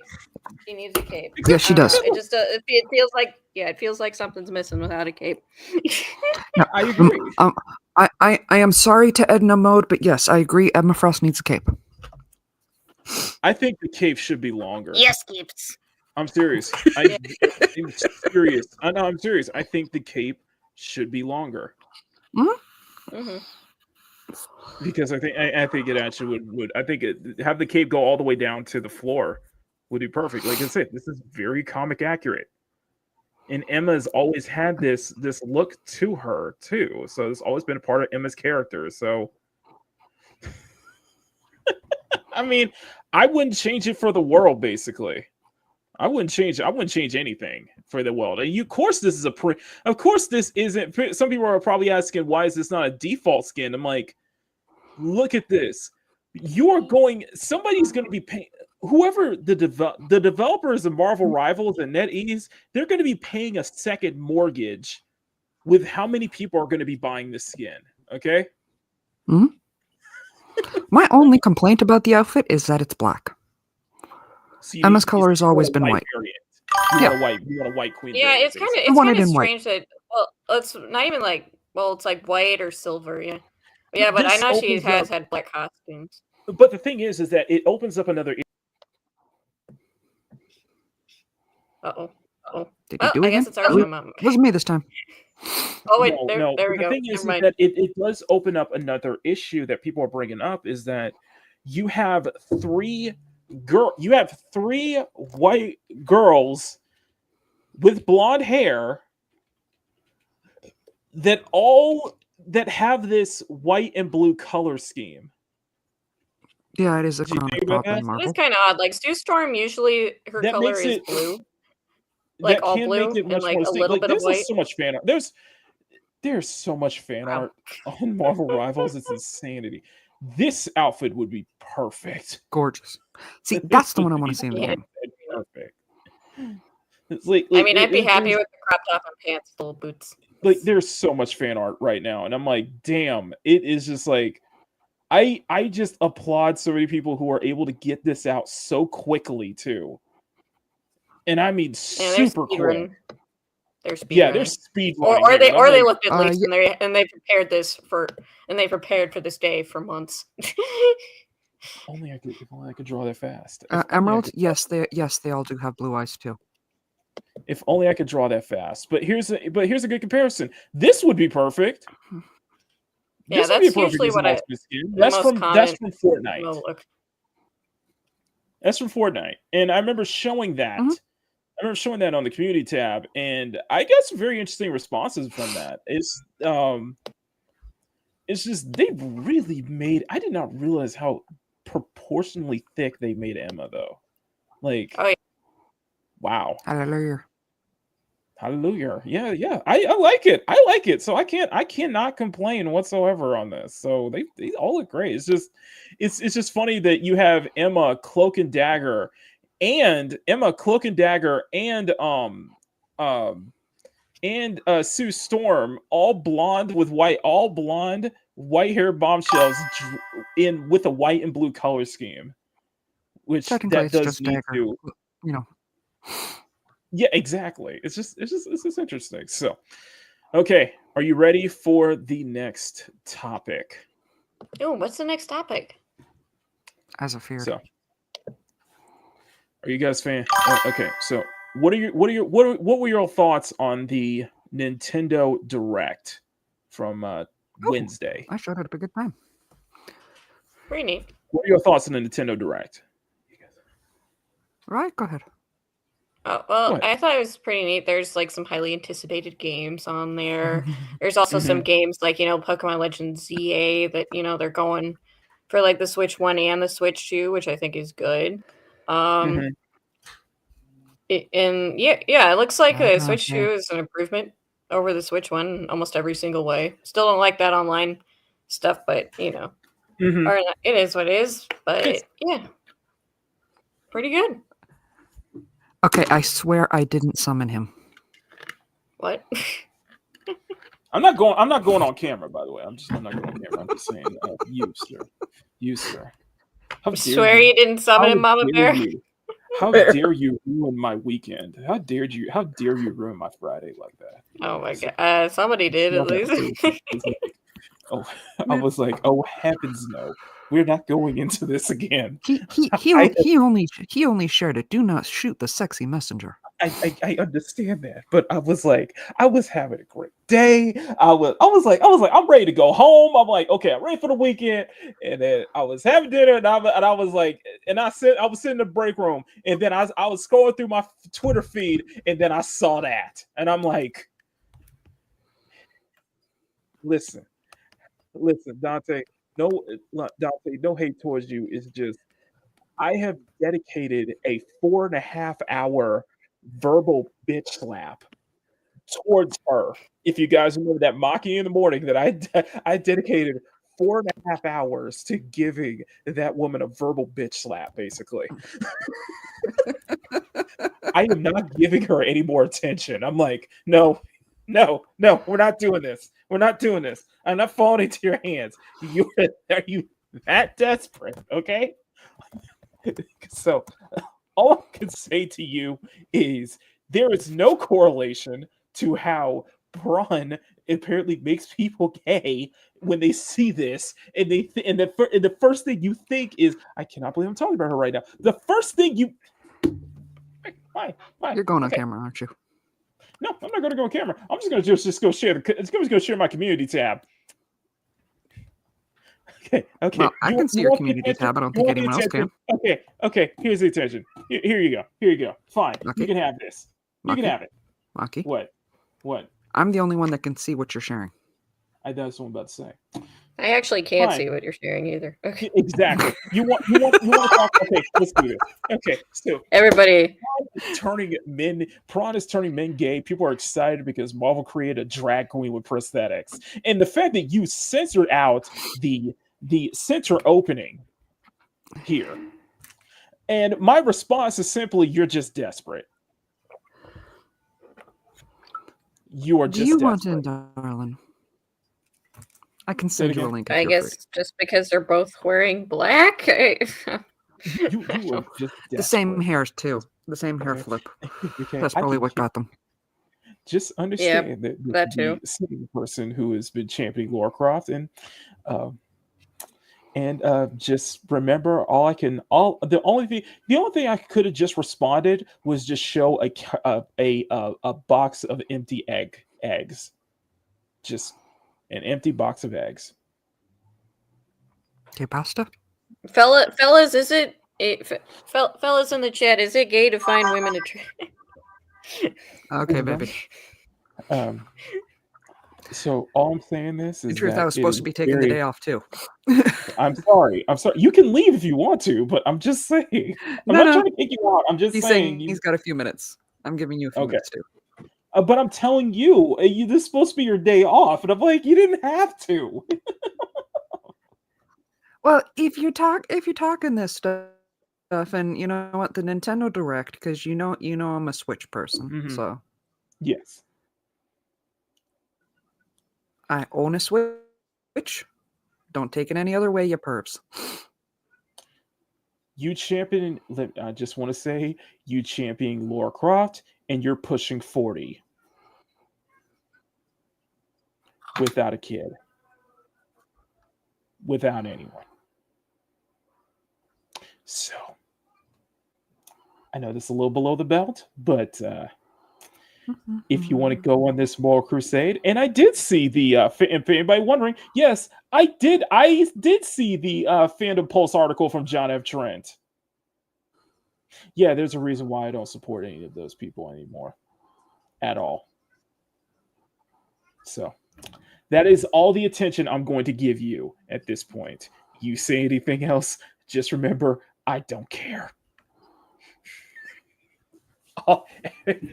Everything else is an act of desperation at this point. So, moving on. Okay, there we go. Question. There you go. When you're ready, bud. Are you guys? Yeah, you know it, Sean. Okay? Show of hands in the chat. Who is excited for the Switch 2? Who would be willing to get the Switch 2 like day one? Okay, probably nobody. Who would you be? If I had, like, if money fell out of the sky and I had the spare funds to do it, yeah, I probably would actually. Okay, what if Dante? I love the fact that, and I will break it down.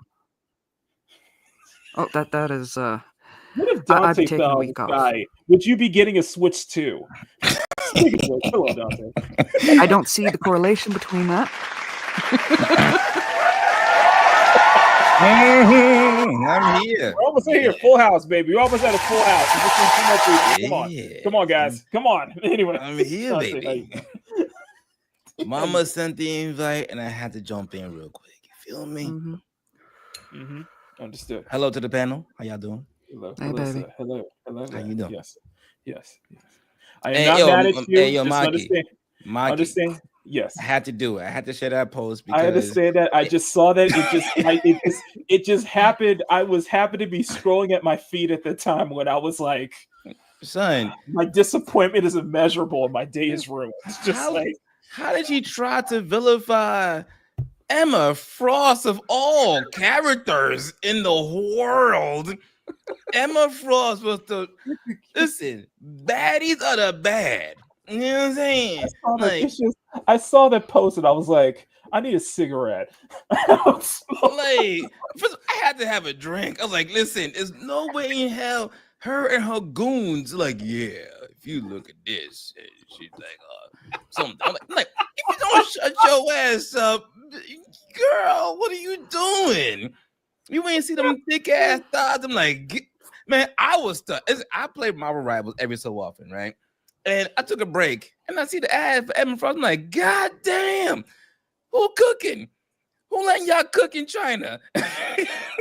This got some thick thighs, man. It's proud of East, man. And by the way, difficulty konnichiwa. I just want to say it. Oh, wait.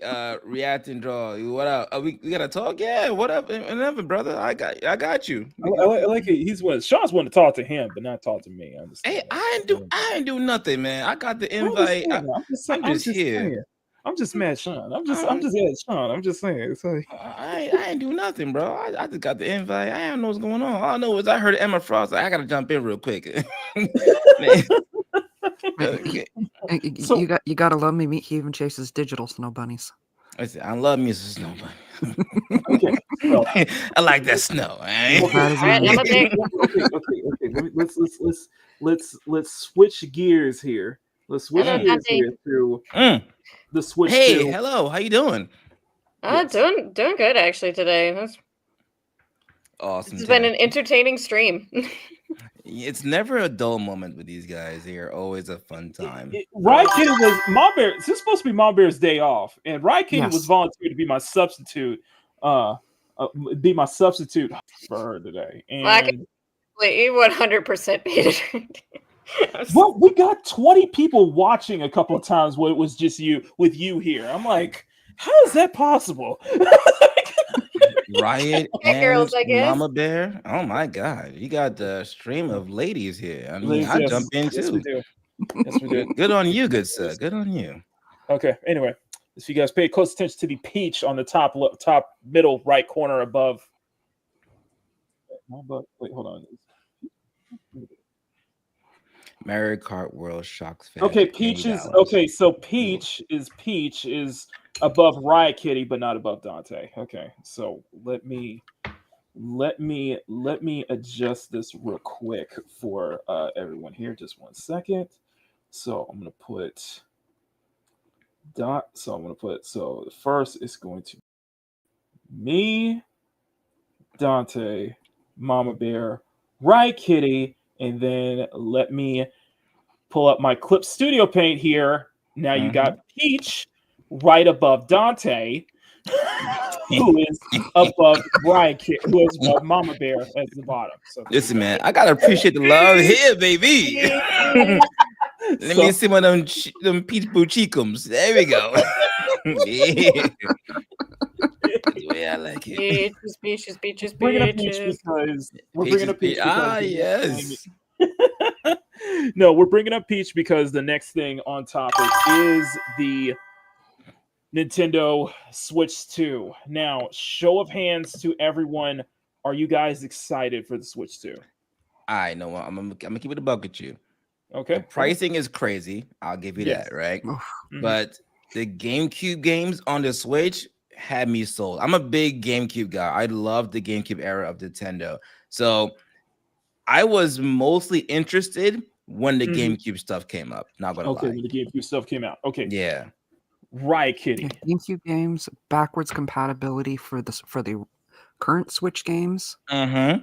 Love Yeah, that. very much so. That's good. Yeah, and Like I love they- me some backwards compatibility with that. So that's a Okay. good, and the games look great, honestly. Like, there's the new Mario Kart on there. Oh, yeah. The Mario Kart one kind of wowed me a little bit. I was like, wow, that's actually impressive. They're finally going open world with that. And I know that's going to be a big, that's going to be a big system seller. That's going to be a big, stream seller too, because I know a lot of people in our camp love to stream Mario Kart as well. I think Metro Prime 4 too as well. Yeah. That's Oh yeah, very high MP4 highly anticipated looks title on great. that. And I think it was something everybody's been waiting for. There's also a new Donkey Kong game, so Oh yes, Yeah, yes, Donkey Kong was good. Donkey Weird Kong, Mario yes. Kart Donkey Kong, thing so- that looks super cute. Yeah, just Oh, can I ask a question real Like, quick to all the Yeah. Switch owners in the chat and Super cute too. on the panel? And obviously there's a bunch of games coming to Switch too. Mhm. How much are Switch games right now? How much do they cost? What? How much do the Switch games cost right now? Like I know Xbox games can vary between 60 and 80, but how much do Nintendo Switch games cost? I think Anyone know? it's pretty comparable. Same thing. It Okay, is pretty gotcha. comparable, and the thing Usually is 60. 60? And Okay. It is pretty 60, comparable. 60, 70 is what we're seeing a lot of. There's a whole bunch of games that I would love to get my hands on, but again, $60 per pop. It's And the thing is, Dante, is that when it comes to Nintendo games, especially with their first party titles, the price never drops. If I remember, Breath of the Wild is still the same price as it was like 8 years ago. Okay. Yeah, that's one thing with Nintendo. I'm like, you gotta have more sales. Yeah. And I think Okay. that having physical releases of your titles launch at $80 to $90 is outrageous. You say? Outrageous, and we should have saw the alarm signs go off like years ago. Okay. Like honestly, like I complimented Nintendo because I'm a GameCube guy, but I'm starting to see from people who actually play the Switch games that the pricing is the biggest concern when it comes. Yeah, so I don't know much about that. So if that's a big concern, then obviously Nintendo needs to like work on that. So yes. And the thing is that there was people already planning boycotts. There's already boycotts going on because to asking Nintendo to reduce the pricing because this is too much. This is ridiculous. Yeah, almost $100 for like a single game. Like I'm like Physical, that. I can't physical justify that. too. This is physical copies. Yeah. Do you know what this ultimately means? And by the way, the backlash is so much that their Treehouse, the Nintendo Treehouse stream, suffered a lot of backlash. So that video was privated, and then we get this as well. The pre-orders for the Switch 2 are delayed because of the whole tariffs and such like that. Of course, that goes into the political arena. We stay out of that, but the tariffs. I suspect that the tariffs are only half the issue. I think the tariff is only one part of the issue with Switch 2's delays. Interesting. And keep this in mind that they have a demo, a tutorial for the Switch 2, like how to use the Switch 2. They're selling that as a game. As a game. Instead of being like bundled with the Switch 2 itself. Or just have like an instruction book in it. Like what? Yeah, it's basically they have a game that is basically teaches you how to use the Switch 2, and they're selling it as a separate title instead of like, bundled with the console itself. Wait. So you're telling me that they're selling the instruction manual separately from how to control the game? What the fudge? Okay, I did not hear about that It's at not all. exactly the instruction manual. It's an interactable, like you're actually on the game, like actually on the Switch itself. On the Switch 2. And it's meant to basically teach you how to use the game. Yeah, but the purpose of that is to actually learn how to use the Switch 2 and all of its new features, correct? Oh, please, how many of us actually read the instruction manuals anyway? Yes. Yeah, none of us. Yeah, I'm not. It's just kind of dumbfounded that this would be included as not as something that comes, that should be free. With no the lie. console itself. That should be free. It should be bundled. That should be bundled with the console itself. It harkens back to days of like PS1 and stuff like that, where you get a console with a free game that comes with it. Right. Yeah, no, that's like they're just basically trying to. That's to me, that's madness. I don't support that. No, I don't support that, and I do think that the $80 and it's an entry level, and that's $80. And the fact of the matter is that the problem with the fact that the Switch 2 is the fact that it's $80 is one thing. The fact that you're having games that are physical releases are going to be $80 to $90 now. With a lot of games now, a lot of games now are like new titles, especially physical titles, are now $60 to $70. That's one problem. I have another question for all the Switch guys here. Was the Switch always backward compatible in some shape or form? I couldn't tell you. I only recently got into the Switch. I wasn't a huge Nintendo fan for the longest time. Okay.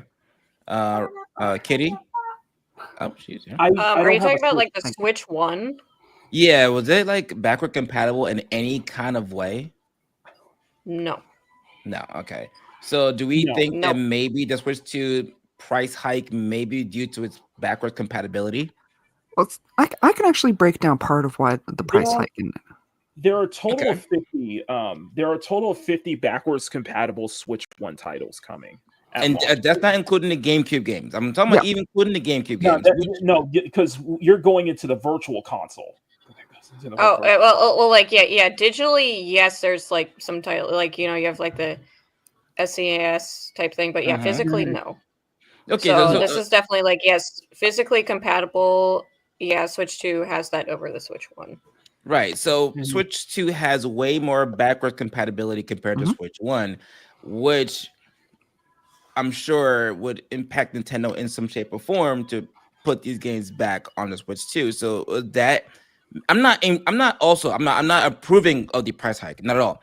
But do you think that that's what they're thinking? That maybe putting old school games on the Switch 2 will come with a price? I'm not think Nintendo because so, I don't know. Before Mama Bear goes in, I do want to. I just want to clarify this. Switch wasn't backwards compatible because considering the console before the Switch was the Wii U. Okay. So Wii U type. So that's a whole different kind of system compared to the Switch. You have to understand this when it comes to especially with Xbox, like for example, Xbox One and Xbox Series X and S and stuff like that. Right. They run disc based. So it's disc Mhm. based, it's the same format, it's the same ecosystem, it's the same structure. With Okay. Nintendo consoles in general, they always have a different structure. So Wii U was much different compared to the first Switch.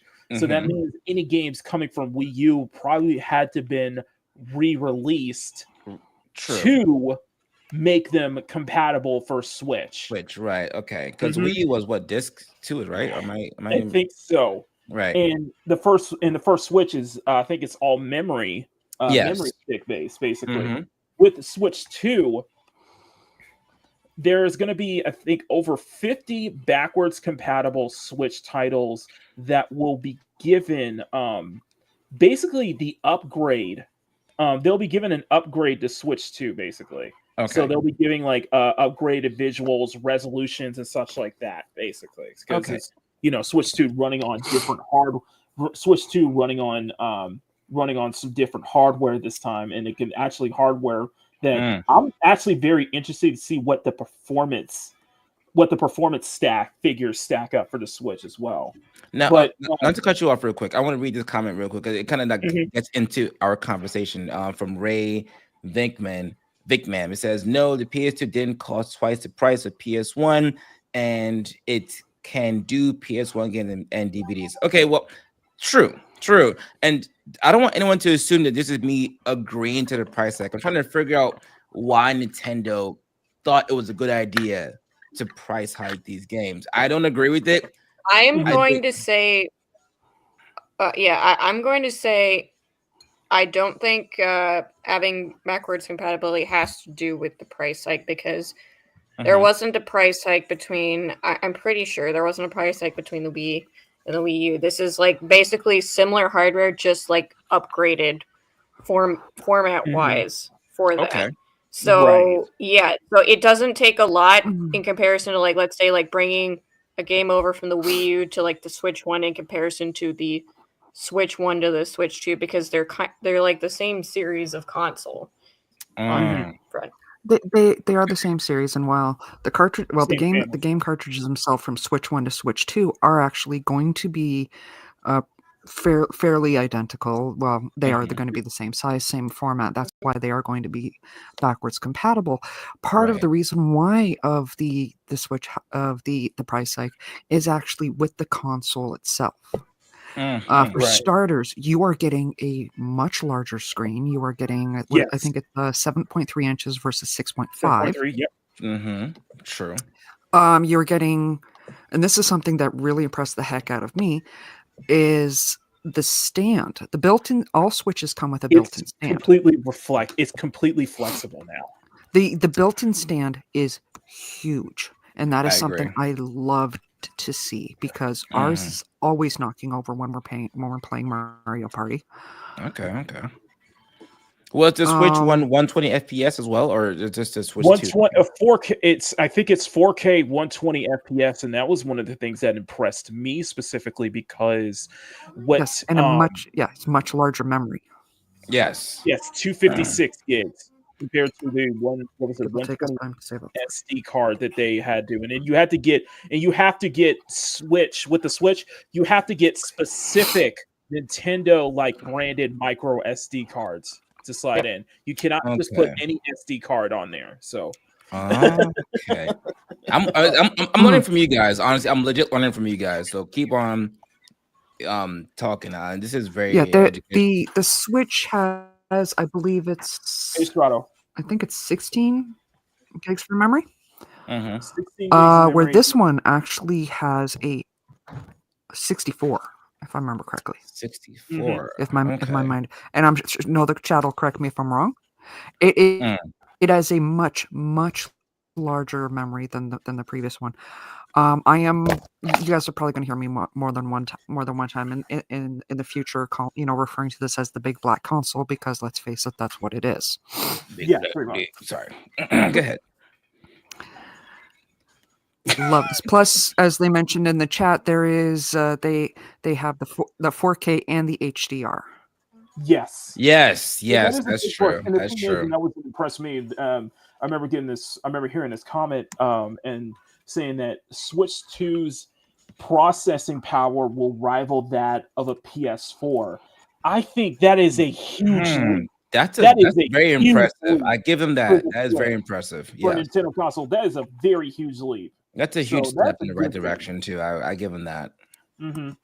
So would you guys say overall that despite the price hike, panel and chat, is this Nintendo Switch 2 worth purchasing? Also, I forgot to mention, this is a plus. When you pull the stuff, it's not magnet. It's now magnet based and not. Or was the original Switch magnet based when it comes to? I don't remember The controller. No, the original Switch is a slide, and what they're showing now is how it doesn't accidentally come off, and that is actually something else that really impressed me, because that is again a chronic problem that we have. Oh wait, so we all can agree. Sorry. Go ahead, kid. My bad. Oh no, I was just saying, no, that was a big problem with the Switch One, was like the Joy-Con drift thing. So it looks like they're taking the measures to ensure that it's not going to like basically not function after like 2 weeks. Pretty much. Yes, with a magnet-based power. So, but we all can agree for the most part, despite the price, that it's definitely worth purchasing, right? It's definitely worth purchasing. I wouldn't say day, because Jay's saying not day one, and I think that what's going to happen is that it's going to. I think a lot of people are going to wait until maybe a few weeks after, or maybe a few months after. It's going to sell high on launch day. It's coming out in June, so it's going to sell pretty high. But I think its biggest sale, I think that where it's going to be incredibly successful is the holidays. People are going to wait until Black Friday deals on the Switch, on the Switch 2 this year. But the also thing you have to come in that think that Nintendo has to keep this in mind is that what was one of the biggest downsides of the PS5's launch? Does anybody remember? Availability, I think. No, I don't remember. Scalpers. The scalpers are going to snatch this up, and they're going to double that price, especially on eBay and it's like that. Nintendo has to keep that in mind, because scalpers are keeping a close eye on this, and they're going to be snatching up Switch 2s left and right, especially on launch, and especially when it comes to later this year for for the holidays, especially for people who want to get that, looking for those Black Friday kind of dealings, especially for a new console like the Switch 2. So that's something that Nintendo has to really, really get ahead of that and make sure that there's enough to be able to not for scalpers just immediately just snatch them up on launch day. or Mhm. even if they break street, even if say if they break street date. You know what I mean? If you guys know what I I'm gonna mean. say I think the console is worth buying games. I guess Mhm. we'll just have to wait and see. But right now, my stance is no. I don't think that's worth Yeah, $80 to $90. Okay, Mhm. so her stance is no. That's fair. I Yeah, will the admit, console, yes. Games, no. I agree. And I I like think and I love Nintendo. Sorry. Go ahead. Yeah. No, No, no, yeah, no, go ahead. go ahead. Go ahead. No, I said my piece. No, I said my piece. You go. No, I was gonna agree with you. Like I agree. Like the console, yes, pricing, they need to work on that. I totally agree Yeah. with you. And I think for so far as I think the showcase of games I think is pretty damn good. I think it's pretty good. Just nothing that stands out to me. I know for someone like I guess for Sean or stuff like that, having a new From Software have them debut a new From Software title that I don't think is going to be a Dusk Blood, which is a new From Software title. I don't think it's going to be a Switch exclusive, but that is a good way to. That's a good starting point. Like I said, Mario Kart Tour is probably one of the most impressive, and the fact that and another big highlight was the fact that we're getting a sequel to Kirby's Air Ride, developed by Smash Brothers himself, Sakurai. Mm. Project. Okay, that was just like what you. You're like seriously, yeah. you're like I Smash was like, Brother. whoa. Sakurai himself, like Sakurai is a Smash national Brothers. treasure.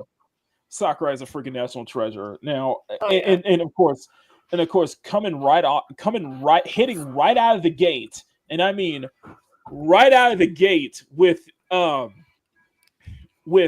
Calibur 2, with Soul Calibur 2, F-Zero GX, which Nintendo is just blue balling fans with the F-Zero franchise. True, but Maki, think about it this way.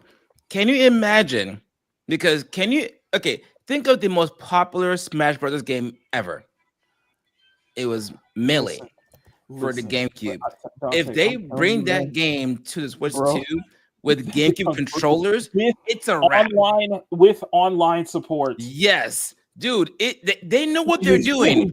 They know exactly what they're doing. GameCube has some of the top selling games ever in like gaming history. Get a GameCube Virtual Console of Melee. Melee would sell. Like I would buy a Switch 2 just to replay Melee. I would go crazy. And tournaments wouldn't have to resort, like tournaments, especially like Evo, wouldn't have to resort to like having to use like already like even I guess emulated. Exactly. Like, I would go to an anime convention or a game convention with my GameCube controller, knowing that I'm about to whoop ass. Yes. In Smash Brothers Melee on the Switch 2. No lie. Yes. It just I think there's a lot. I think that there's so much potential here, and of course, they're just showing even more GameCube titles. Pokemon. Yeah, I know people love. I love the sequel, like Pokemon XD Gale of Darkness, better than the. And I love but Pokemon yeah, like, Coliseum. Fun game. Coliseum. Yeah, people are gonna lose their minds. Like I've seen Pokemon Twitter lose their minds over it. It's like and I think it was they viewed another Pokemon Stadium basically, which is the problem, because as much as people despise the price hike, they will buy the Switch 2 for nostalgia reasons. We know for nostalgia reasons, but I think it's just Nintendo is. But I think that it's just that this is why you don't. People say like Nintendo's never been a part of Nintendo hasn't been a part of the console race because it is so much its own ecosystem. It's so league of much their own. its own thing, and it's sold, and it's never. You never get a sense that, like, I know we're defending the Switch, Nintendo, and the Switch 2 and stuff like that, but also think of it this way. In the way the industry is right now, the fact that Nintendo are still sticking to their tried and true kind of like mindset when it comes to making games is why they've been that's why they've been surviving this whole thing. They've been going stronger than ever. But and that's why I think that despite how we may disapprove of the price hike, Yeah. Nintendo is in a league of their own. You can't get their games on the Xbox or the PlayStation. You can't get Beyblade, Melee, Pokemon on the PS1 or the Xbox. No, PS5, sorry, or the Xbox. Beyblade. It's impossible. Yeah, Beyblade. No, on the Xbox, on the GameCube, it wasn't a GameCube, I think, or the Switch. Or something. Certainly can't like, get Animal Crossing on there too. Like you can't get those games on any other system, so they know that you're going to. Well, someone's going to eventually cave and buy it. He's going to be at your cave, and I'm going to be one of those people. I'm sorry. I hate to say it. I'm going to be. I don't know. I think someone's going to eventually cave, or at some point. Or in the I'm just like, oh, sorry. Go ahead. Right. Oh no, I'm saying like regardless of like games and stuff like that, if the price is too much, like sometimes like people are not going to justify it. Like so, it's kind of like all the game companies are kind of just seeing how much they can raise prices before it hurts. Yeah. And that's kind of sad because it's just like I like video games. I do. I like Nintendo the best. Like when it comes to like their games and stuff, but it's like that like they're just seeing how much they can push it before. Yeah, I agree. Like Nintendo, they fucked up. Was like instead of going like a $5 high or price hike, they went like $20, $30, or just $10 like that, or $10. And this is where the general crux of the problem why I wanted to address this today, because we have seen talks of like Take-Two CEO upping the pricing to $100 and such like that, and setting a very dangerous precedent. This is a bad precedent. And the whole thing with the Switch 2 is going to confirm one thing, that the biggest game of this generation, GTA 6, will be launching at $100. Oh yeah, GTA 6 will launch at $100 guaranteed. That's gonna be freaking awful. Yeah, that's disgusting. Yeah, this is a dangerous precedent to set, and we should have seen this sign years ago. People would have signaled this years ago. Yeah, that I saw the signs when they started like charging $70. I'm like, no. Or $60 even. Take-Two is the reason why we have $70 games. Exactly. Yeah. And it's not worth. And it's like, and let's be honest here, a lot, especially come from the West, a lot of these games that are priced at $70 on launch simply aren't worth it. It's just not worth what you're getting. It's controversial too. I have seen a single game that has been charged $70 that was worth its price. Western and East. Exactly. Like Persona 3 Reload, it has less content from the base version of the game in comparison to the remake. They did not put everything in there. They cut out a lot of content, and it was charged at $70. And I'm like, no. Like I said, this is a dangerous. Yeah, that's me. Like I'm like, I have not seen a single game that justifies a $70 price tag. Even I don't know if GTA 6 is going to be the one that proves me wrong, but like, yeah, I haven't seen one. Even for the games that even for me praising Stellar Blade for being everything that's, like I said, what I was saying last night, that's not worth $70. Yeah, no. It's not. Like, no game to me is worth that full $70 price tag. It just simply isn't. Even Dead or Alive Extreme 3 isn't worth $70. Like, it was from Extreme Venus Vacation Prism. That's not, no like, game and, like, is a lot worth of it. Yeah, and like a lot of these games look really good, but like I'm just like, are they actually going to be worth like $80 to $90? I don't think so. GTA 6, let's be honest here. GTA 6 will sell. Yeah, it will sell, and it will be serviceable. It will be serviceable. Okay, it will not do. It will be serviceable. I mean, they're playing GTA 5. I was one of those guys playing GTA 5. And the thing is, GTA 5 is still in the charts. GTA 5 is still in the charts, though. Heavy. 10 years later. So think about GTA 6 online. they're going to be raking in possibly trillions for another 10 years. I bet another 10 plus years they'd be raking in the dough with GTA 6. GTA 6 Online. Yes, it's. I think it's nothing about GTA 6 screams $100 at launch. It's like I agree. Nothing screams $100 at launch. Hey, Sin, but this is a precedent. This is a dangerous precedent that's going to be set, and what's going to happen here is that this is going to speed up. This is going to speed up the proposed crash that people have been talking about for years at this point. Yeah, this is going to speed up the crash. There is going to be a legit video game crash. I think there is going to be one coming, and speeding this up. And I think especially when it comes to the AAA Western industry specifically, this is going to hurt them. This is going to be almost a death sentence. This is going to be a death sentence. Look at Ubisoft right now. I don't know. That's interesting. I don't know, man. I agree. Ubisoft is not doing well. In fact, they're horrible. Their stocks but madness. But like I said, GTA 6 coming at $100. What's going to happen? Every other game, every other big AAA publisher are going to have that excuse to sell their game at $90 to $100 on launch. Yeah, and that's just going to speed up the process. See, there is going to be a limit. There's going to be where they're going to hit a ceiling if they keep raising prices like this. Like where people are like, "Hey, no matter how good the game looks, I can't rake out that cash. I can't." Yeah, agreed. And where we lose is when gamers stop. I mean, when gamers keep on buying these high price games, no matter like you can't keep buying these games. Like if it's $100, I like GTA. But no one should buy $100 game. I don't care how good it is. Unless it's like some kind of like special edition where you get a bunch of cool stuff, like not the baseline.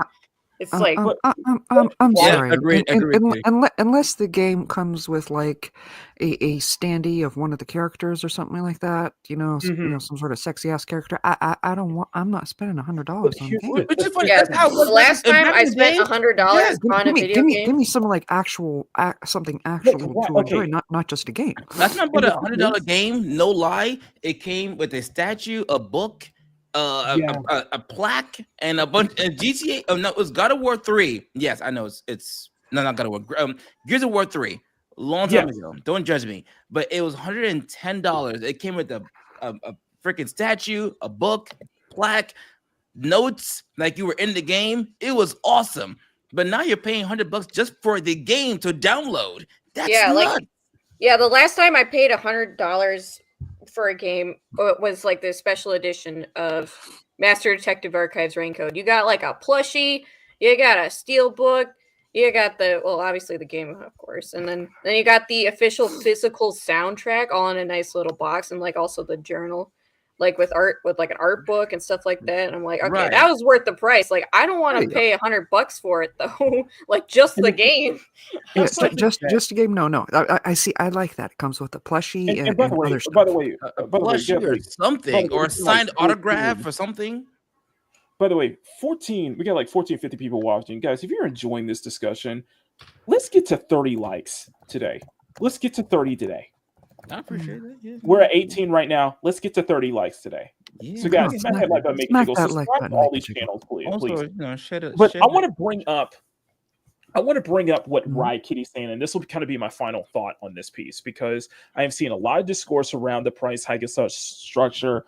I see where a lot of people are having issue with the people who are defending like the price hikes and such a Switch 2, for example. We're seeing Fratanga go after,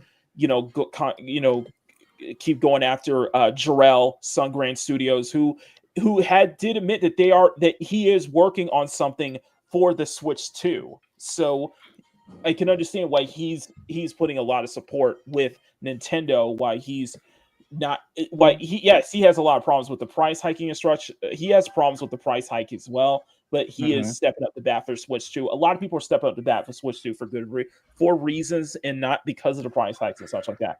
But one thing that Riot Kitty brought something up earlier, and this reminded me so much of the problem that we're seeing right now is that with these price hikes, with this push of pricing, understand that video games, the medium, video games, this should not be a luxury item.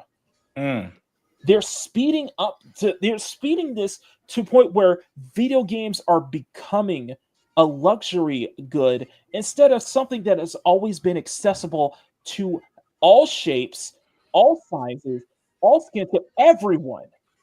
Video games. I have also grown up. Who've been playing video games for even back since the Genesis days, even back since the Atari days. Have seen video games as something that was accessible, a hobby, something to enjoy for everyone. It should never be a luxury item. It should never be a luxury. I mean, I will say this, and actually, video games are technically like they're not a necessity. They aren't a necessity to live. So it's never a luxury though. Yeah, it shouldn't be like a luxury thing because it's entertainment. Exactly. It's just it's not necessary for someone's survival or whatever. So if people that's why I'm there's going to be a ceiling. There's going to be a limit where people are enough. I can't buy this. There's going to be a limit, and you're going to see why there's going to be a bigger push for why people are going to gravitate towards not only retro games, keeping their old consoles. You're even seeing with Gen Z, Gen Alpha, the younger gen are preferring to play old games now. Wait. There's a comment in the comment section that's a rather interesting point. Someone said this would increase the price of retro games. Yes. Do you guys think that's true? Probably physically, yeah. I'm gonna probably physically though. Okay, I can see that. If I know a lot of I know that there are probably plenty of tech savvy Gen Zers out there, probably stuff that's probably around Riot Kitty's age. No offense to Riot Kitty, but just people around our generation who are very tech savvy, who know about emulation, who will go straight to emulation, go straight to emulating old games and such like that. People are preferring to go to those older titles. That's going to push people more towards the indies, the AA's, the Eastern titles as well. It's going to push more of that, like the AAA. The AAA, and I always bring this up, and I always signal AAA. The AAA Western industry specifically has already hit the ceiling. It's going to come crashing down if it keeps up. If people are going to, that's how it is. Why are you seeing so many think about the amount of layoffs that have been going on week after week throughout this year. A lot of them are coming from Western studios. Think about it.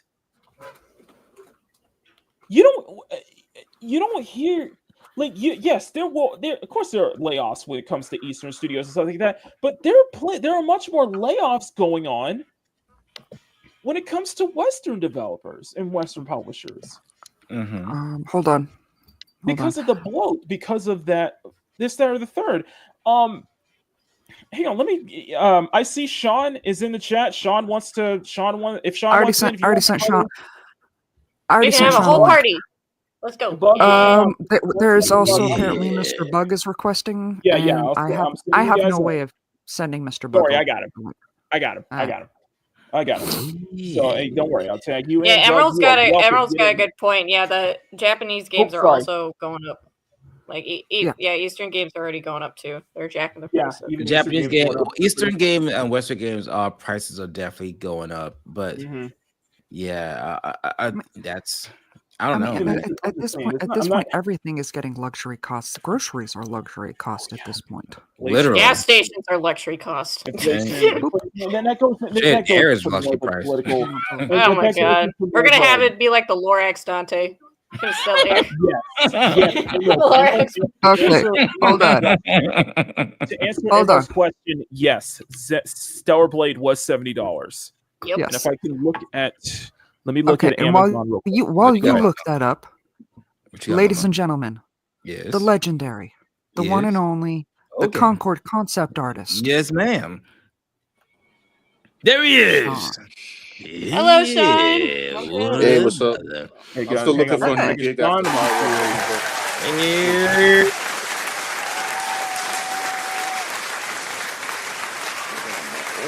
Hey Sean, I saw like your invincible splash art like in the style of Marvel Rivals. That looks amazing. Oh, thank you. Stellar Blade is $70, by the way. Facts on facts. I agree. But then you get titles like Berserker Kazan, the first Berserker Kazan, which is $60 on Amazon. I played the demo yesterday. Was it good? I'm trying to figure out. Oh, will buy. Except will buy. Yeah, that's what I figured. You would like that. I figured that was up. Wait, hold on. Except what? No. It has nothing to do with the game. It's that I have priorities. Oh, I got you. Doom Dark Ages is it?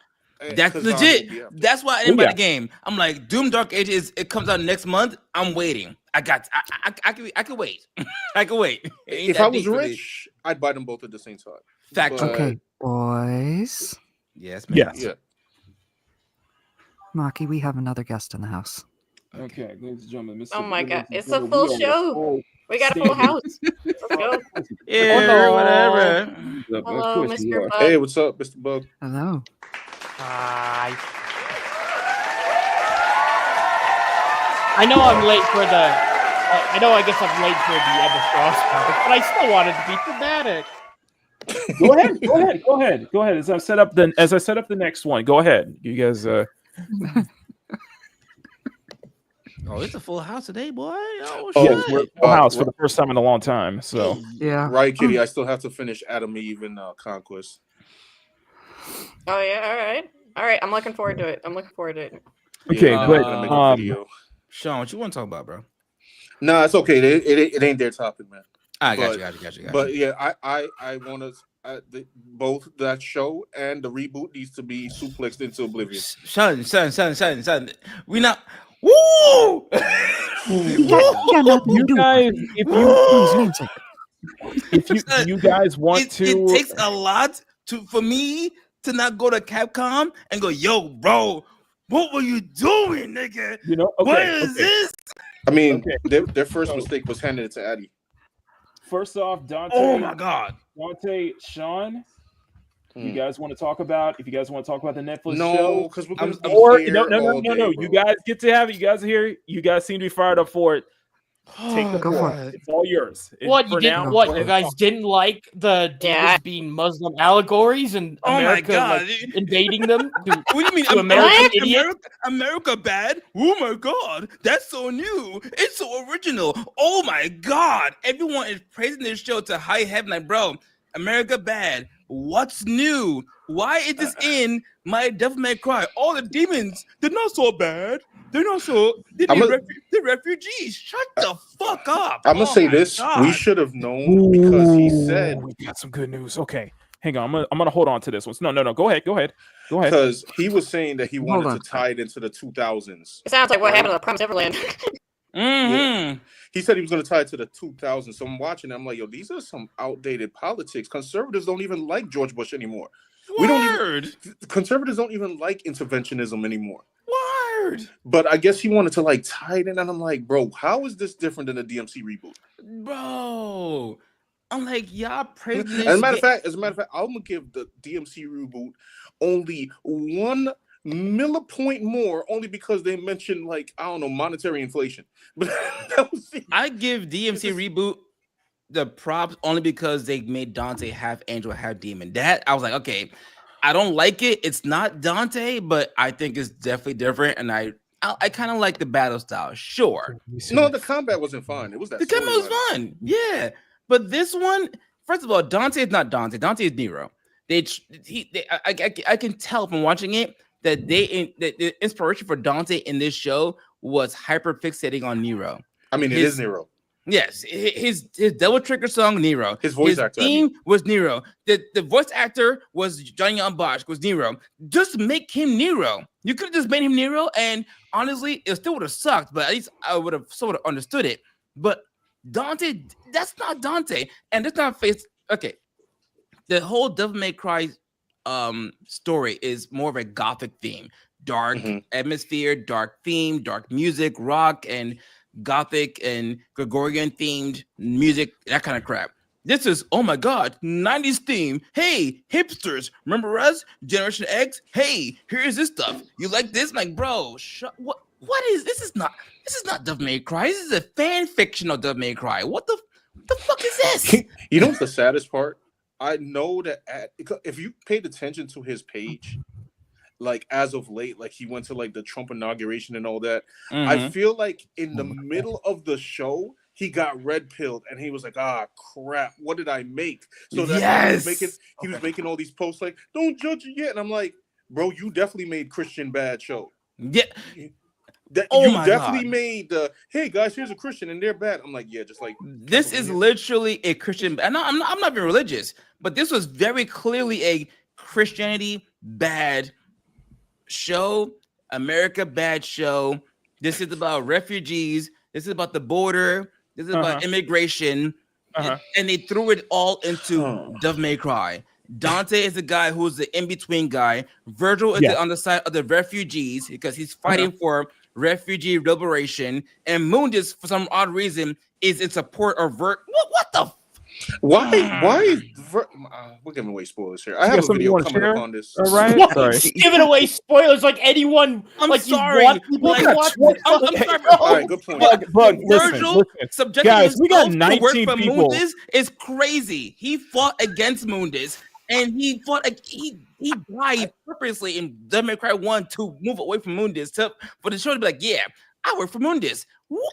Non-brainwashed. That's the part that killed me. Like he turned back into regular form. I'm like, son, why are you not Nello Angelo?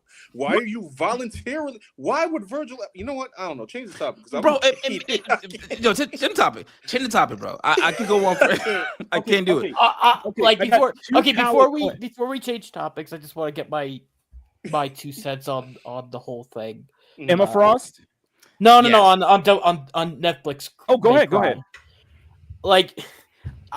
Honestly, this show was pretty dead from like the jump because you had Audie, the guy who famously took away the Christianity part in Castlevania and made vampires afraid of right angles.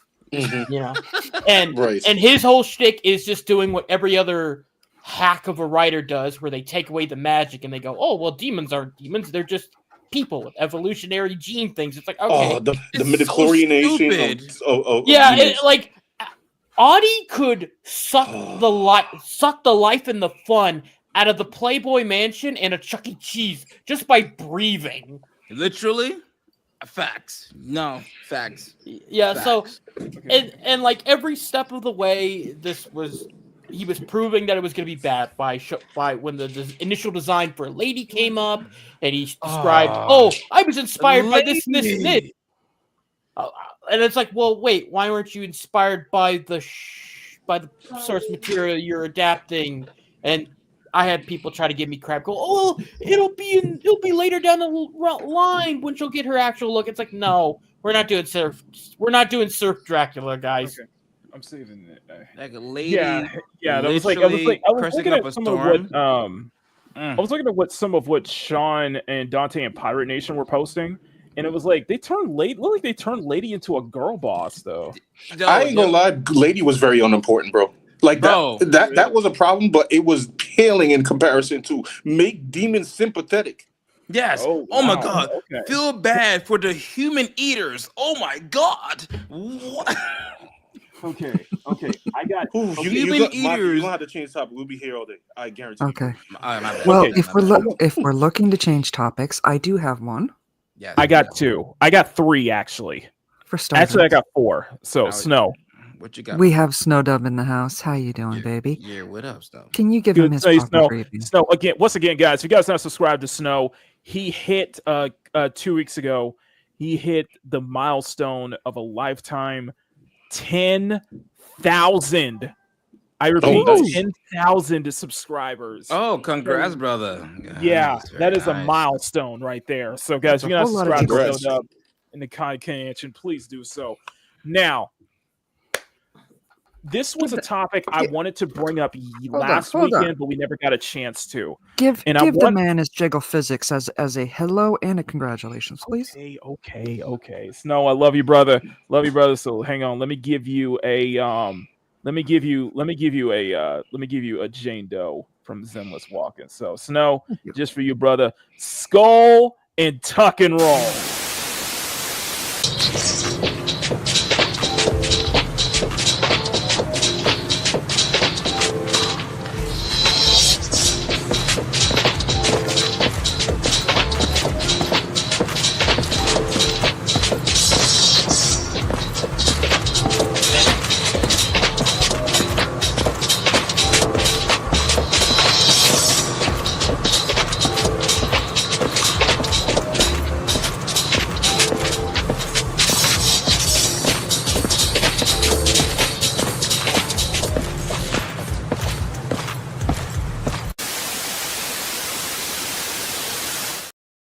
Thank you for the God super damn. chat. And then, yes, God of course, damn, we're- Skull and tuck We're and roll, jiggling sir. a plate of Jello.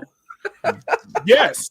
That is was a next lot of level motion jiggle back there. fixes, okay? That's next level jiggle fixes. They setting the bar right now. Zenless and stuff setting the bar. Now, Mad recoil. God damn. Now I gotta share something here. Now, two things I want to share that I didn't get a chance to last week because this brought my attention. Now, so as you guys know, the what was it that Snow White film, the Rachel Zegler Snow White film. There was a film. It did not break. It went bust. It went absolute bust, and only 5 million. Downside, damn. Big money. And the only thing I could say is about that Snow White film is that Disney, what you should have done is you should have done this. And special thank you to our favorite, my favorite Romanian V, Lack of Entertainment, for sharing this. This is what Snow White should have been. Hang on, let me. Oh, that's not my screen. Not my screen. Mock-exception. Oh God. Mock-exception. Why am I getting an increasing amount of dread in my head about this? Oh, hang on. I have a feeling I know which one he's pulling up. Guys, just take the big titties that you can adjust. Let me see. Let's see. Yep, Probably. it's the one. Yeah. Oh yeah, that's definitely the one.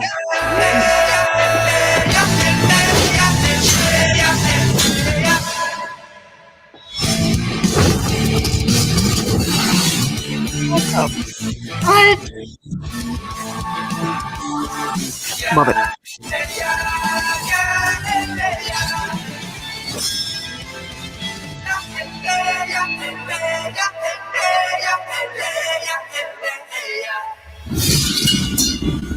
What am I Oh, looking? indeed. What the fudge? It's called Swords and Slippers. This is an indie developed title. They're still working on it. You can join their Patreon to get. I they think. have Oh my God, I love it. the cover art. They have like what art the like fuck? other princesses. Knives and chocolate. Action deck builder with a fairy tale twist. This has been getting numerous, and I mean numerous. Yeah, I saw it A too. lot of support It recently. honestly looks like an April Fool's game. It may be, but It no, does. this is the real thing. They have been blowing up lately. I just wanted to just shout out this developer here. We're looking forward to When they get canceled. looking forward to hopefully their Hold on. game coming out. By the way, This is They're real. looking You're not just casually going past that booby slider after how about to many say. weeks Okay, I had fine. to Well, sit through the booby Fine. slider is the their veil is their guards meme. booby Is slider. their April Fool's I'm Slider actually is shocked the he didn't win. stop on it. I'm This- saying like, I'm man, shocked there's This no dog got bump. a lot of. This tweet did get a lot of. They were messing around, but yes, a You bus didn't bookmark it? slider where everybody's like making. Oh my God! Whoa! Wow. You might not want to go. You might not want to scroll all the way down there. You don't know what you're gonna get. I want to skip this comment section. Whoa. Skip the Hold on, comment section. Sean, let me hang on. So Over the hill. update this, let me get the I obligatory didn't say go through the comment section. I just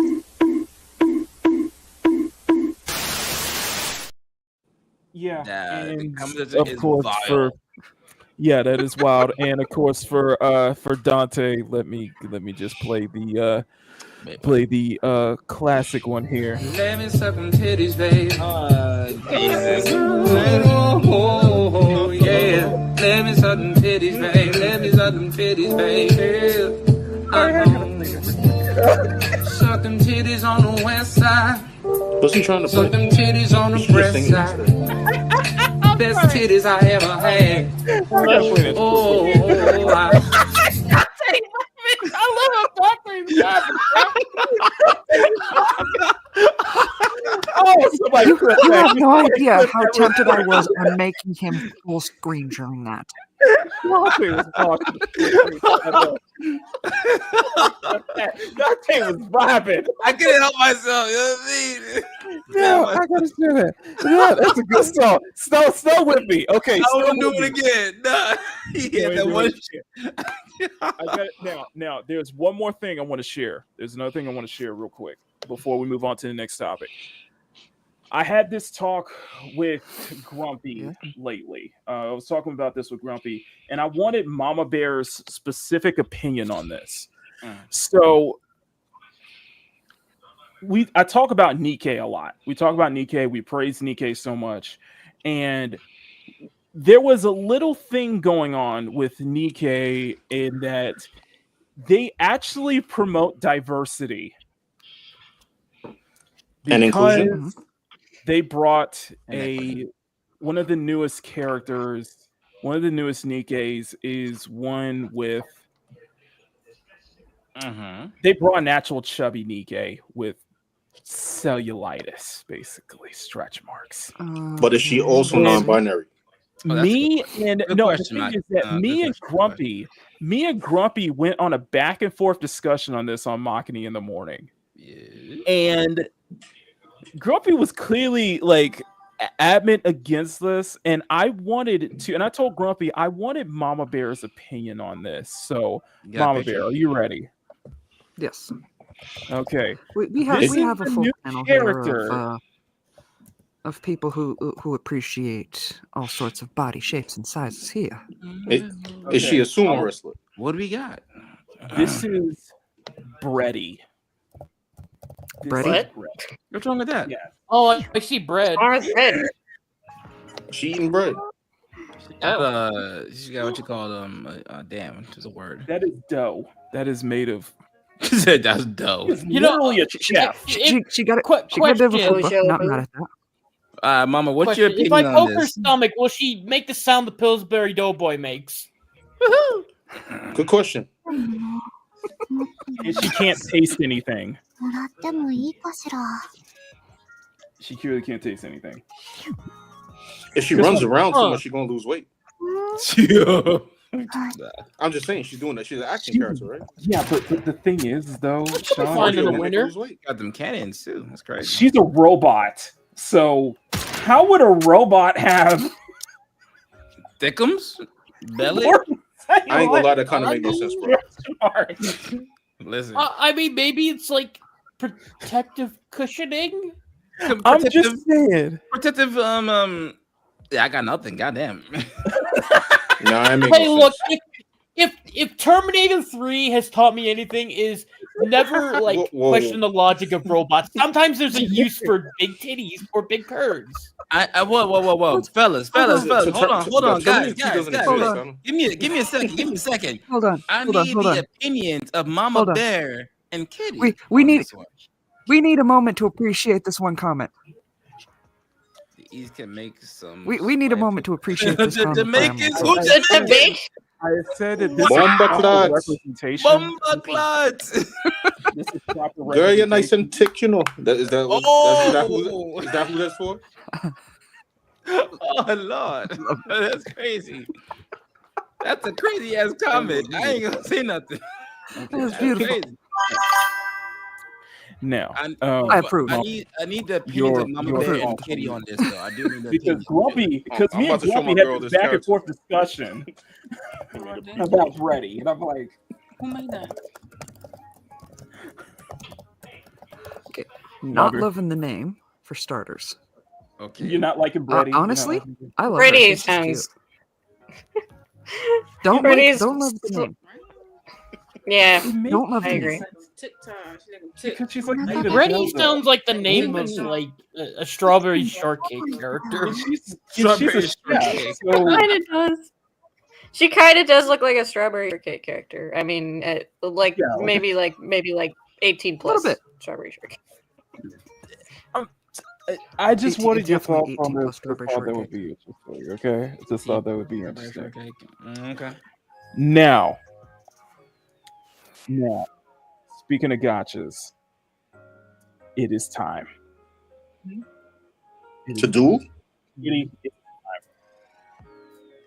time.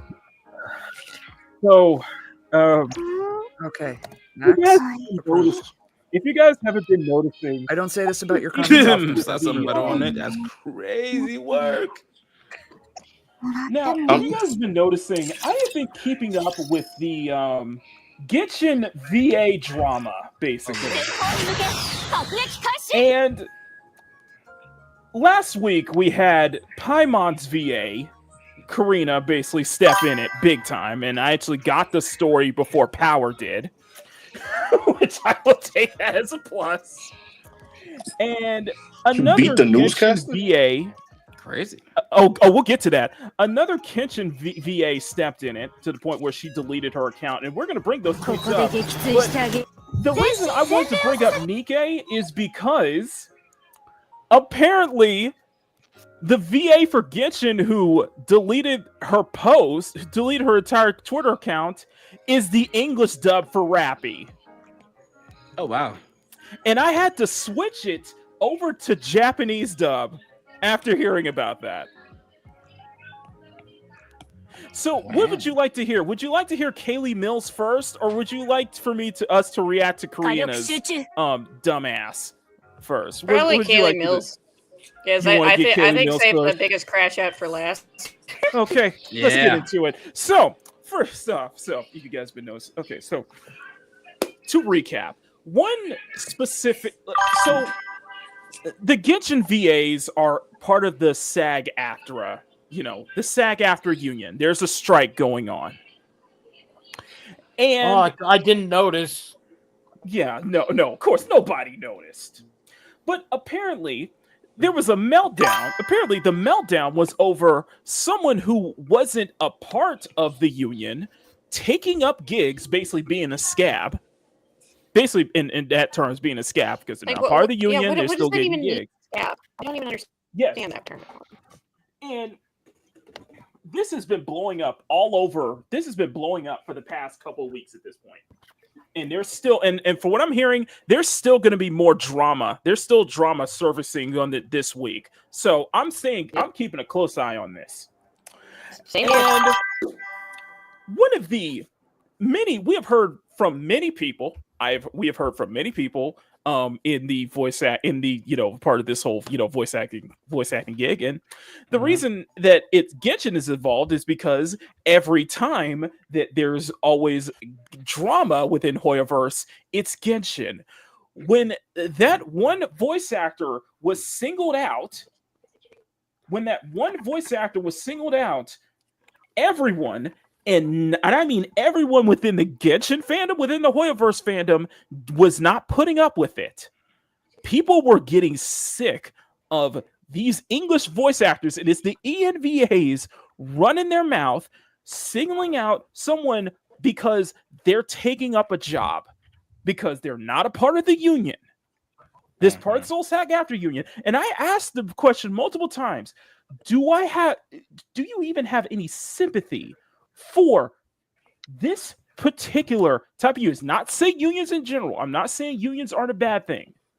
This particular union is. And SAG-AFTRA, one of the biggest defenders of SAG-AFTRA, one of the biggest proprietors, Kaylee Mills, deleted her account after really stepping in it. And by the way, like I said, Kaylee Mills is the English VA for Rappy in Nikkei. I forgot to look up what is she doing in Genshin. Hang on. Oh, in Genshin, Kaylee Mills voices Kitching. Say it again. Kaylee Mills voices Kitching in Genshin. Okay. So she stepped in it. And this is a lovely thread from Permaband on Twitter. If you're not following Permaband, please do so. It looks like SAG-AFTRA's big defender, Kaylee Mills, deleted her account. I wonder why she did that. Well, she went mask off and accidentally purposely pushed U.S. Union imperialism and wanting her cake to eat it too. Jake Takanashi, I think it's Jake Takanashi is the one who has been railroaded for weeks for not being a part of this union and taking up a job as basically a scab because, well, also here's the thing. Jake Takanashi is not a part of the SAG-AFTRA union because he works in Japan. He's not part of the U.S. So, and all of this whole thing about wanting better treatment, healthcare, and such like that, and being against, wanting protections from AI, despite the fact that Genshin and Hoyoverse already has protections against AI. When it comes to voice acting. Specifically, it is actually the dubbing studio the voice actors work for. They already have the AI protections in place. That's the one they moved Thank you, Power. So there's already protections behind this, but that's not what this is about. Throughout these past couple of weeks, these Genshin VAs, these English Genshin VAs, have been on a rampage, basically. Going against Jacob in so many ways and form, going against Jacob, lambasting Jacob, and trying to play the victim for it, trying to act like they have no involvement in this, when it's clearly that they want everyone in the U.S. branch, everyone in the Hoyoverse branch in general, to be a part of this union. At least, specifically, I think Genshin Impact as a union project. It's just oh my god, okay. And many of them went mask off. And we got two examples I want to share. Kaylee Mills is the first one. Attacking Jake for scabbing, but actively defending her friends when they do the exact same thing. Quote, this is one small job for him, not his full-time work. It's Karina's bread and butter, and we're going to get into Karina next. He's done very little VO work, so it isn't what he's relying on to pay the bills. For all we know, his wife is the breadwinner. Either way, they bought her house recently, so I doubt it was a necessary job for survival. Oh my god. Do you know? Okay, question, Kaylee. Do you know what their situation is?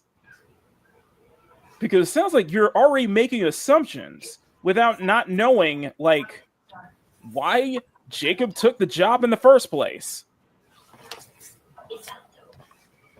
So that is very, very, so you're already overstepping it and you're already going fully mask off. She sounds like she's fun at parties.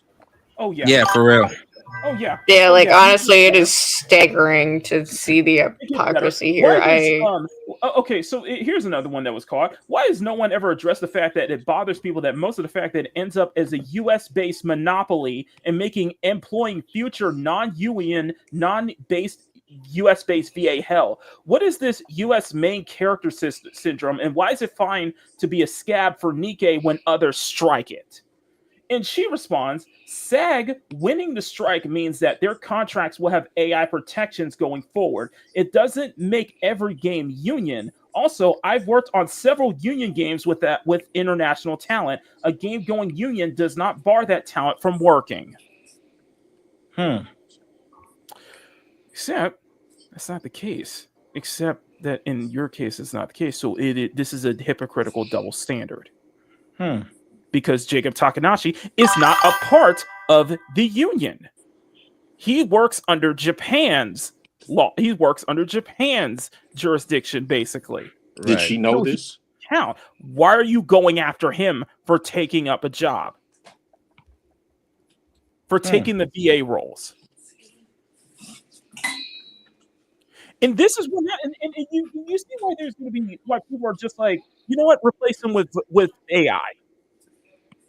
Replace them. Oh man, the AI topic.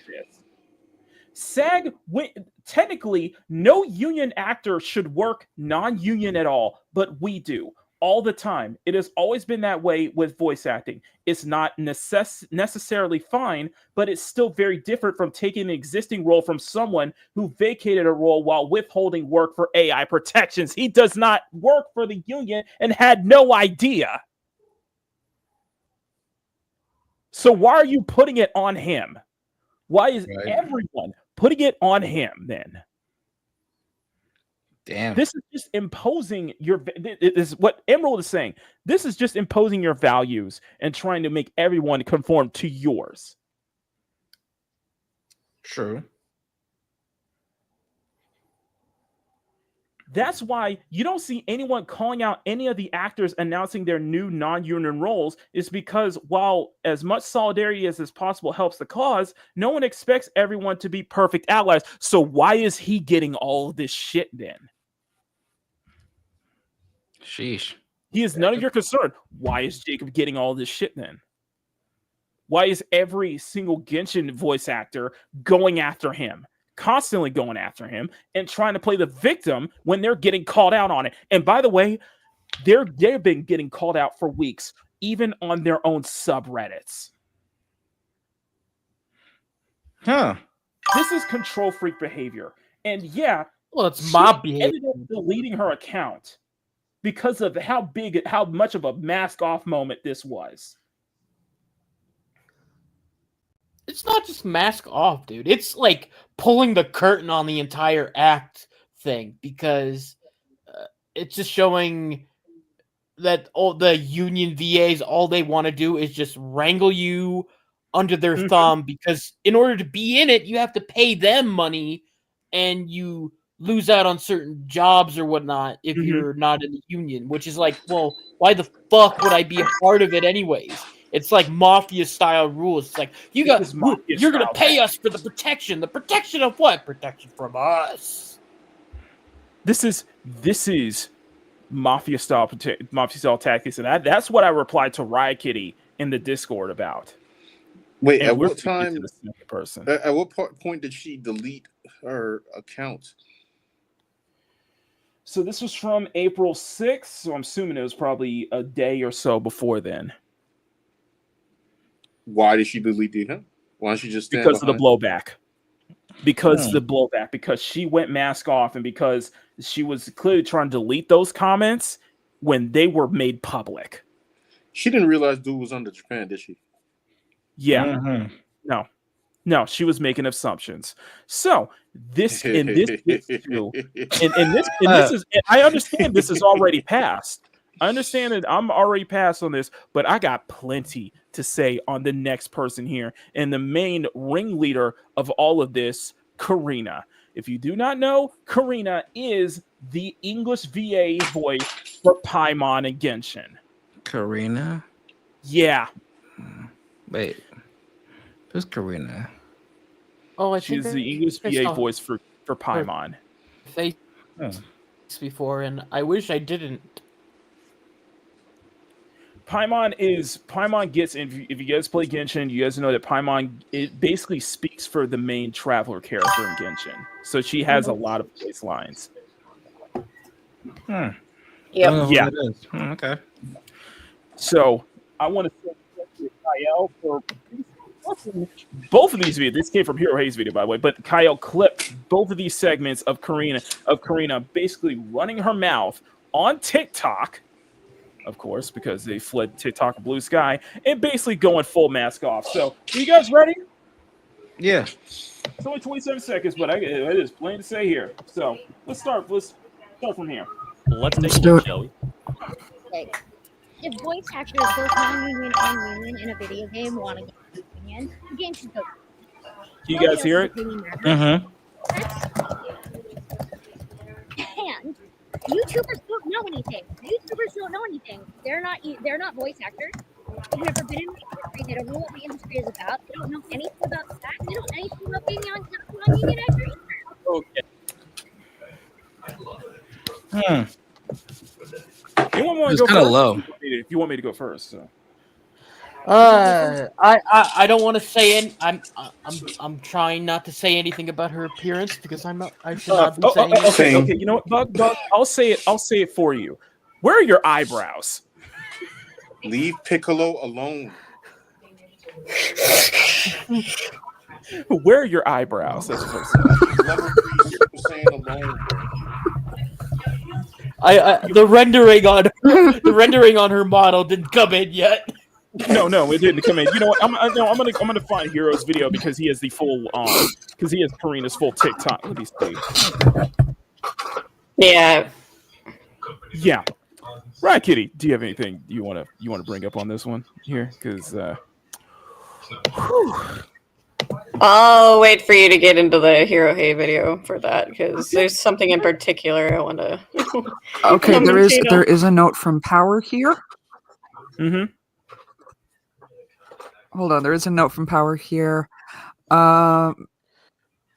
Karina is also the voice actor for Tatsumaki from One Punch Man.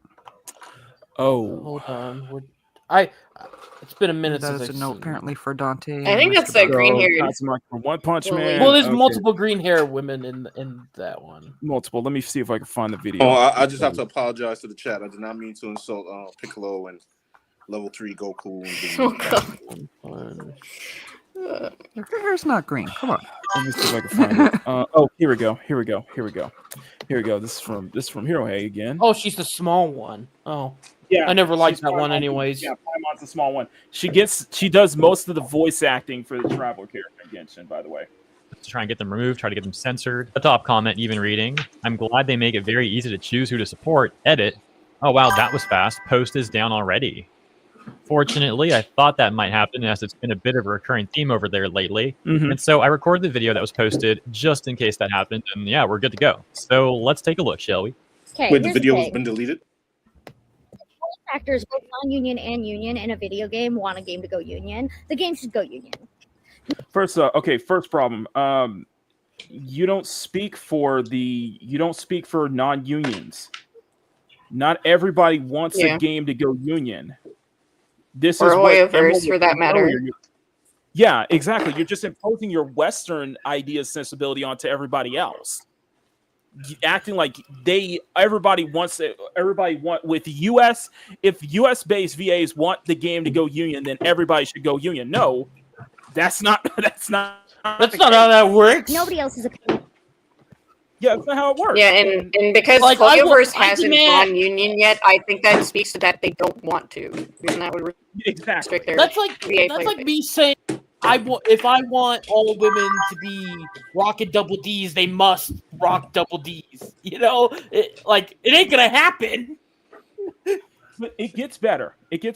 Just listen more. That's it. And YouTubers don't know anything. They're not voice actors.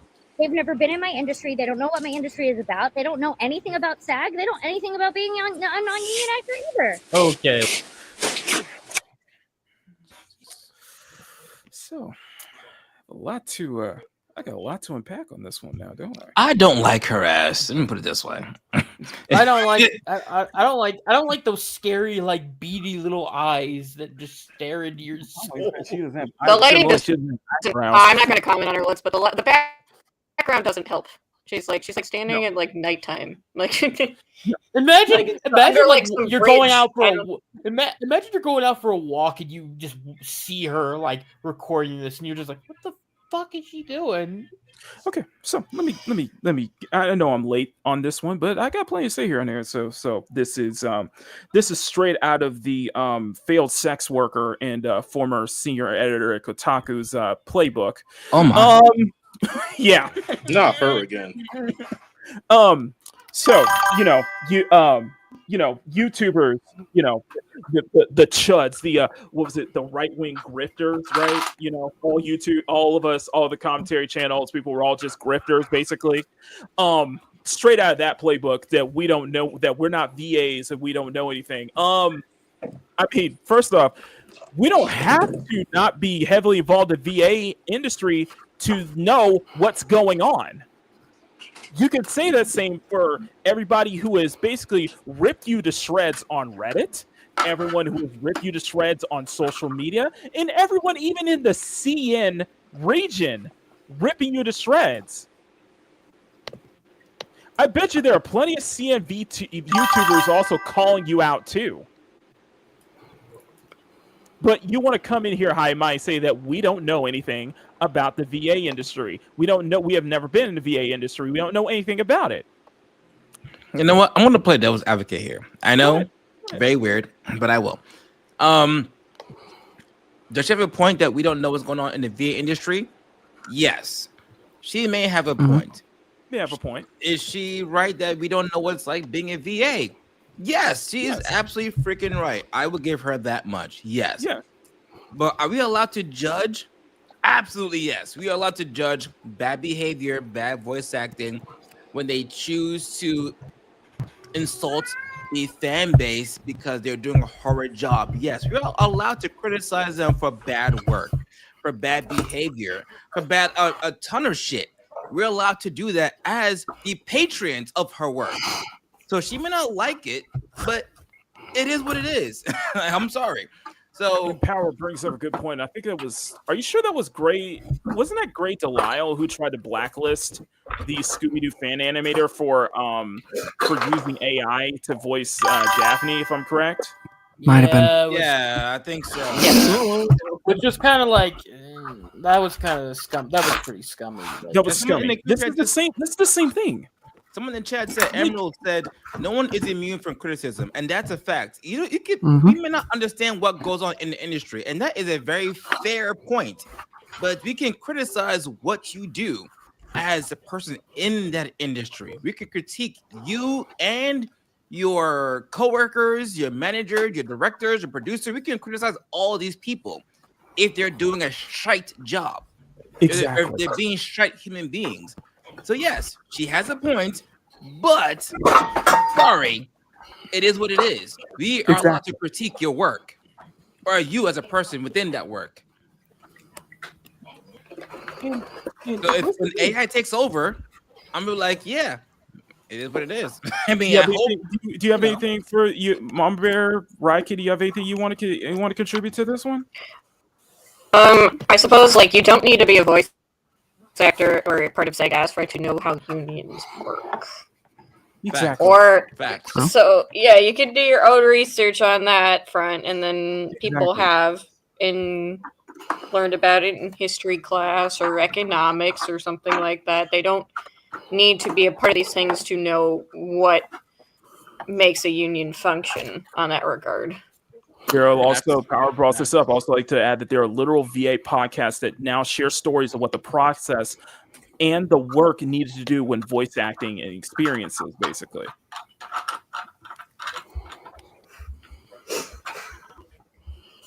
They've never been in my industry. They don't know what my industry is about. They don't know anything about SAG. They don't know anything about being an union actor either. Okay, let's pause already. Oh, smokes. Okay, excuse me. First thing I'd like to mention is the argument about if the voice actors want the project to go union, it should go union. No one else's opinion matters. Okay, that thing. Okay, it comes off really self-centered to me because there's a lot of other labor, a lot of other workers, a lot of other people who work on the game. Lots of developers, artists, etc., etc. And what if any of them have a concern with how a specific union's contract, even if it's a voice actor union, may negatively impact the game, which can absolutely then impact their livelihoods? I would say that their opinion also does matter. Like the whole project is not just, voice actors and we're the only people that matter on this thing. Yeah, and this is something I want to bring up because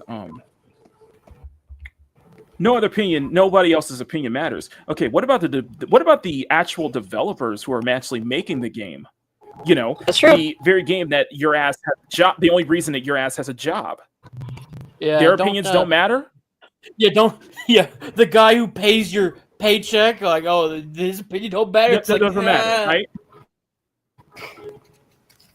Because I mean, exactly. Like because I'm not too familiar with how it goes with Genshin, but from what I understand is if even the Chinese user base is like saying get rid of these fuckers, it seems very likely that they'll do it because China's their main market and they're gonna listen to their audience. Yeah. Mm-hmm. And I've brought this up before, how when you look at kind of like the sales number, especially for like Hoyoverse titles, the U.S. it clearly Asia region gets what gives them the most revenue. The U.S. and Western region is usually at the bottom. Well, yeah, China comes first, and then everybody else second. Right? Exactly. Well, I mean, there are like 2 billion people that just got crammed in there. Mm-hmm. That's for sure. That can negatively impact the game. And yes, their opinion matters. That's just what I think, though. Let me know what you think in the comments. And continuing. YouTubers don't know anything. YouTubers don't know anything. They're not voice actors. They've never been in my industry. They don't know what my industry is about. They don't know anything about SAG. They don't know anything about being a non-union actor either. Stop telling me to go to liars. Liars. They are paid to lie to you. Also, I'm sorry. They have more incentive to lie. She's so annoying. More incentive to lie because idiots like you all for their get paid for that. This is She why I is said so this is annoying. straight Good out what Lord. she just said is straight out of that failed sex worker and former Kotaku senior editor's playbook, because Failed it's sex about worker. the money. Calling people grifters. Like you see that shit with Smash GT, you see that with Hypnotic, you see that with Kaya. All those things called grifters. Hold on. And Who it's is this? all about because how much money they make. Karina, she's the VA for Paimon. This is VA. Yeah. This is getting What else has she done? Valid question. What else has she done? Because I recognize that voice. And it won't be from anime. Okay. Didn't Power, what does it say? She was from Karina, buddy. One Punch Man? Yeah, she's done. Yeah, She's done so many work. yeah. So I saw AI her on Somnium LinkedIn. Files, Mizuki. Which is a mana. She Oh, has a hold huge. on. God, Can it's you a go back to victory like the day. Google page? Oh, Tiger and Bunny. Wow. Pokemon. She's been in a lot of shit. Mika, Really well, nice Mika and Goddess of Victory, Nikke, Memento Mori, Sonia. Yeah, She's been. she's done quite a few stuff. She got quite the resume there. Yes. Oh yeah. A huge resume. Can we go back to the Google page that you were on before you got onto the IMDb that showed her Yes. pictures? Yes. Holy fuck! You let yourself go, lady. Yeah, Wow, that was unexpected. No, it's but just you her know, without makeup. No, without makeup. No, that's just her without makeup. No, wait. Scroll back up. I don't know about. I mean, she. Yeah. I mean, like the picture with her in the black dress or the black top. I guess what he's referring. But she had to. brought up, she voices Paimon. She voices. Oh my god! Of course, she voices. She voices Tamaki in One Punch Man. Oh, she's. I never liked that character, anyways. Wait, how? Never mind. That's irrelevant. But I gotta Google her. Huge resume. Very huge resume. It's like very, very huge resume. But Oh yeah, so many things. Sailor Moon's on IMDb, exactly. Karina. Like I said, this is straight out of the failed sex worker and former Kotaku senior editor's playbook. Okay. Calling, 35 years old. Okay, this is all saying that we're lying for money, saying that people like we see with Smash JT. Oh, I see what he's saying. They lie for money, and it's like having that incentive is like, okay, you want to go that route, but they also people are commentating, calling you out, have an incentive to give people that information. Hey, Mr. Bug, I just want to say real quick, I see your point. That's all. Yeah. I will leave it at that, but I see your point. What I'm saying is that, people who do who commentary, especially on video games and such like that, it's like, yes, you could throw that, you want to try to throw out that they're grifters and such like that, but you also want to maybe consider that they're just bringing the information out to informing people about what's going on. Yeah, because there are people who make YouTube videos or TikTok or whatever the case may be who don't care about being liked by these people. Exactly. And they want to just spread the truth and what's going on within the industry. And people like her don't like that. People like me, for example, I don't care if I get popularity. I just say what I want to say. You're making money off of it, though. Yeah, I mean, yeah, that's true. But that's what it comes down to. But well, it's more of like, oh, how dare these guys make more money than I'm making at this moment? Because they could give a fuck if you were making a couple bucks here or there, but it's because you might be making more than them, But yeah, if you're somebody on let's say Yellow Flash's caliber or something like that, where you're making tons of money talking about this, then that's why you can see the last shot. Why do you think that woman that I'm not naming is going so hard on her lawsuit with Smash JT right now? A lawsuit that is going to fail because she's broke. Because it's about how much money the Smash makes, That's true. Yeah. Grifters, exactly. Grifters. Anyway, continue. Let's continue because there's more to this. Hello? God forbid I want my industry to actually function, and then everybody. Oh. That's not what this is about. That's not what this is about. You have singled out Jacob Takanashi, who is not a part of the union, who is not even working in the United States, for taking a job, for taking up any jobs available, for taking up a role.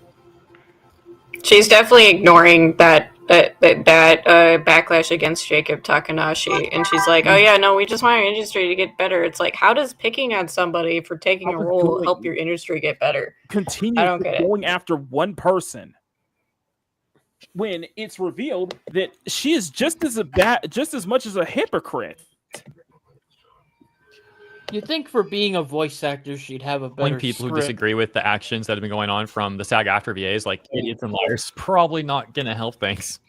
Might actually make things worse, really. And I also don't know what Corinne is referring to specifically about all these lies on YouTube anyways. To be fair, Corinne wasn't specifically referring to me. But regardless, in my videos, I'm basically just taking a look at what these gays are doing on places like Twitter and Blue Sky, and then what the general reception is to it all on places like Genshin Impact.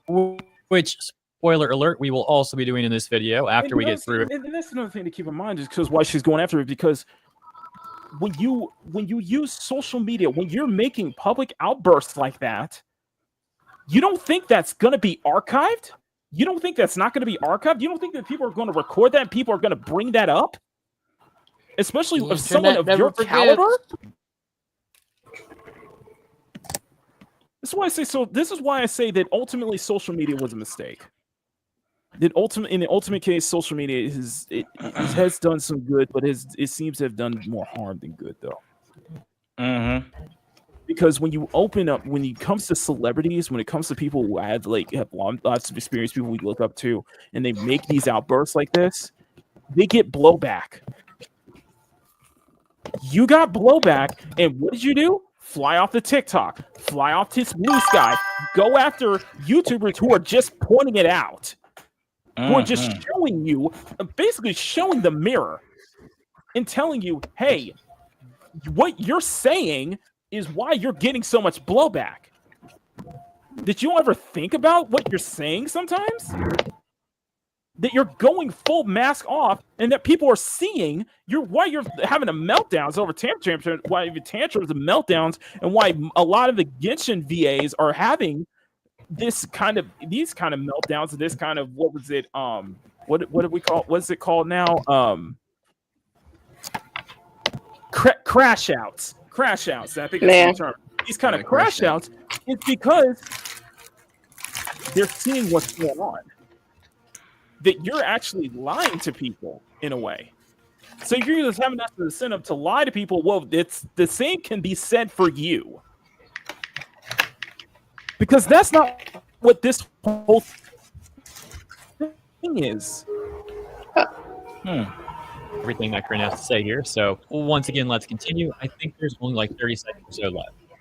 Did you know that like once things become union, people get paid a lot more? So people are like, oh, No. then No, they some don't. non-union actors will have to join the union. Yeah, they'll be able That to. is actually not. If I'm, I forgot if it was Mr. H reviews or somebody said that was not actually not the case, and specifically in this part of this union, that non-union VAs are actually paid much better versus those who are in specifically this SAG-AFTRA union. I don't know if that's they get Really? down.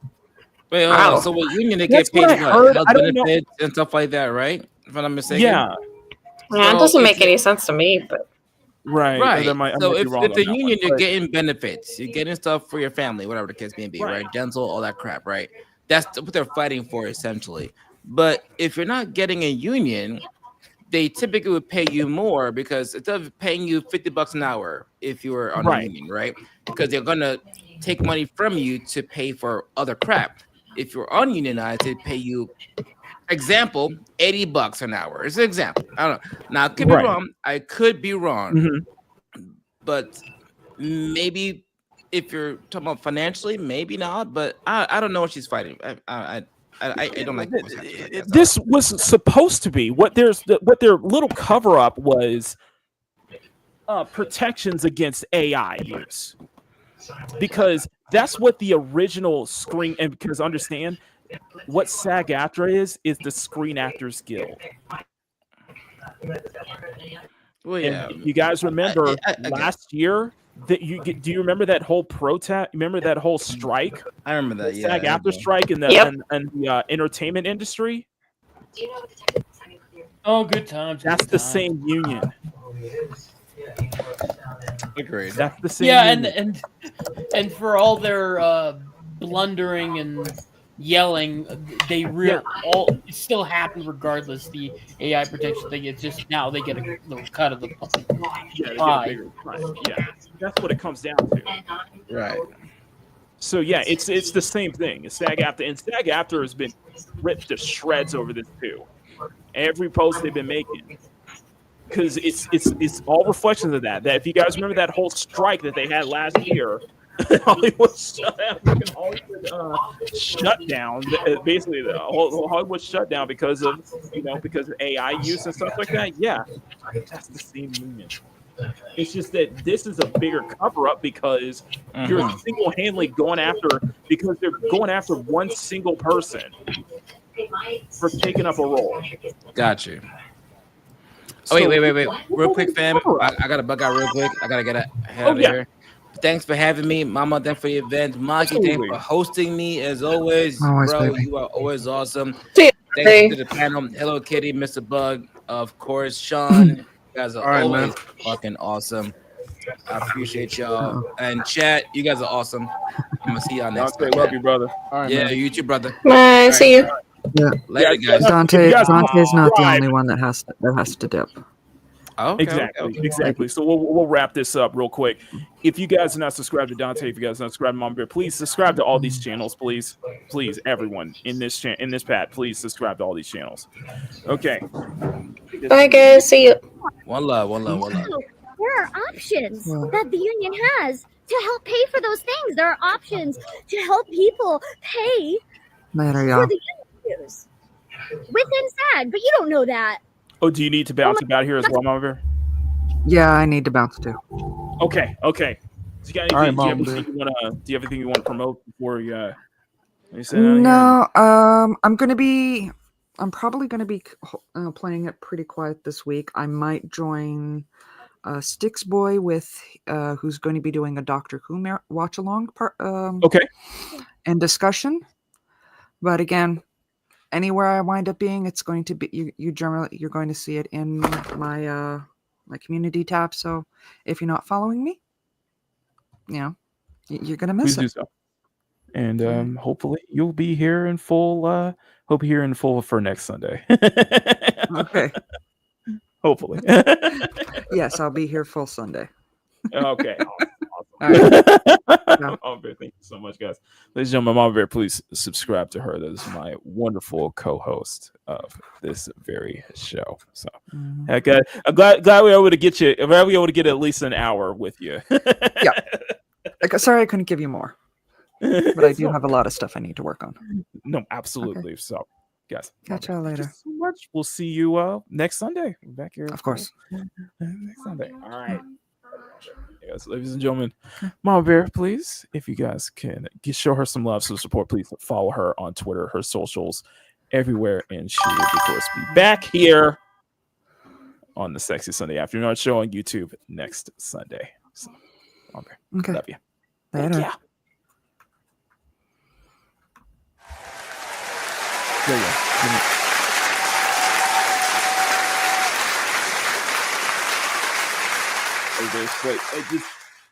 It's almost like you're not an actor. It's almost like you're not a voice actor. This is... And neither are these YouTubers. But bottom line is that both non-union actors and union actors in a video game want it to go union and have wanted it to go union for a long time. So nobody else's opinion that is super fucking wrong anyway matters. Hope this helps. Hope this helps. Okay, huh? so does that count for your boss? So, ladies and gentlemen, do you know what we call this? What is it called? Entitlement. Oh, that. Okay. Holier than thou. I'm better than you. Remember that, Anna Kasparian? I'm better than you. Okay. Your opinion doesn't matter. If this is not entitlement, I don't know what is. This is just a result of these guys being hanging around the same circles for too long and like giving each other good old hand jobs and saying, "Oh, you're so good, and no one's ever told them, dude, just stop. You know. Did you think this video was professional to put out like this? Yeah. Well, and this is a voice actor. This is why they give voice actors scripts. Mm-hmm. This is self-centeredness. I agree. And Ryder, are you still here? If not, maybe the video scared her off. I don't blame him. Okay, I'm gonna tell y'all this right now, because with this whole Genshin VA drama right now, you know what this reminds me of? Vic. Oh, Vic Mignogna. This is straight up what happened in 2019. God, this is reminding me too much of that. Ugh. If you guys don't remember, Vic Mignogna, that was a whole drama where he was kicked off of due to allegations, where he was kicked off of Rooster Teeth, kicked off of all of his roles, went on to try to sue Monica Rial, basically for one who was basically instigating this entire cancellation campaign, and unfortunately lost because of it. This is that same shades of that. There's too much of that going on. Johnny on Bosch as well. I say that because wait, is Johnny getting canceled? Wait, what's okay? Power, you're gonna have to. Power, you might need to. Power, you may need to. Inform Sean know about what was going on with Johnny on Bosch as well back in 2019 as well. But this is too much shades of that because. Yeah, Bruce says it's still. Hey, Bruce. I mean, amen to that, Bruce. Hasn't he done enough? He lost his arm to his father. Like, come on. Man. Yeah. No, but this is what I was going to say, right? This is just too much shades of that. And it's like, what this highlights is this entitlement that we're seeing. This holier than thou, I'm better than you, your opinion doesn't matter because I'm a part of the union, I'm a professional voice actor, is reflection of that. And what I saw, especially what I saw with Vic back then, was that there is this serious Mean Girls. There's this serious Mean Girls kind of thing going on with voice acting community. I'm noticing. Yeah. There's a serious like that. And I saw that with comics. I saw it in comics, and which is kind of how the OG Comics Gate kind of started, was because of that kind of that Mean Girls mindset, where we kind of saw shades of that with Snow White, with Peter Dinklage basically kicking the ladder off of everybody else, so no other dwarf actor can have a role like he can, a bigger role like he can. This is that same kind of shade of that Mean Girls like Whisper Network kind of club mentality. And the thing is, it's falling off. It's a house of cards that is falling on top of them now. It's all crashing down because one person, just because one person, just a voice actor who's wanted to just take another role, and they're throwing a hissy fit over it. And they're having very little to no support, by the way. Very little support, because even their own fan base, and Genshin has a dedicated fan base, Hoyoverse has a dedicated fan base in general, they are not putting up with this. They're not putting up with this. There was a whole thing with the boycott campaign themselves to, not want to support the English side. And the thing I love is that it's always the English, it's always the Westerners, it's always us that is causing the problem. It's always us that is usually the most entitled. You know what I mean? Why do you think that there's so much? Sorry, go ahead. In the games, because I don't play gacha games, can you change the voices? Yes, you could change your VA. You could change your voice to English, to Japanese, or to native, CN, Korea, whatever. You can. Interesting. But this same kind of mindset that you see here, and right, Kitty, like the same kind of mindset you see here with the VAs is the same thing that we see with the localizers. It's the same kind of mentality. It's the same kind of attitude that we don't know anything about localization. We don't know anything about translations and stuff. Translation, when you are purposefully injecting Western mindset and sensibilities when you're trying to translate specifically Japanese media. It's that same mindset. Yeah, it's like, they don't. Yeah, then they know better than everybody else mindset, including apparently the own developers. If what Korean is implying is the case. Exactly. So, do you have y'all have any final thoughts on this? Because I wanted, because we're just going to do 2 more stories real quick, and then we're done. I'm all for going to the next story because I want to relieve you from this frame for staring into my soul. Exactly. and I think at this point, I don't have any problems with you. I really don't have any problems with unions in general. But this particular one is like, maybe there shouldn't be protections against AI for this. If this is how you're acting, then that's just going to push more people to not take your side and side with, companies who will be willing to replace you with AI voiceovers. I mean, like they already have AI protections. They already got what they wanted on this front. This is just them trying to have their cake and eat it too, kind of just like being like, okay, like SAG-AFTRA trying to make Genshin Impact a union project so that they can get more benefits. And this is extortion and mafia tactics. I agree, Emerald. Okay, this actress should never film from face down. That's a terrible angle for her. That's like the what he sees, what you see from a phone. She's like looking down at the phone. That's a popular TikTok thing.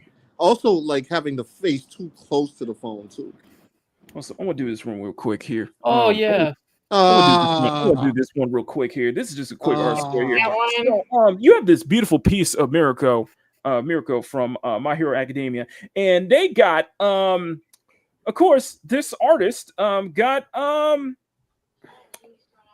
well, It's not just any artist, it's you the know, fucking guy who created it. You said this artist? But don't spoil it just yet. Don't spoil it just yet. Don't. We know, man. Just say it. The actual. Oh. This is what you get for scrolling. This Jesus. is what you get for scrolling on Twitter. I did not want this to turn into a horror stream. What on earth? Oh god! You know what? Sleep is over. Sleep is for the weak. No. Why Okay, not you have know what? nightmares? You know what? Just for that.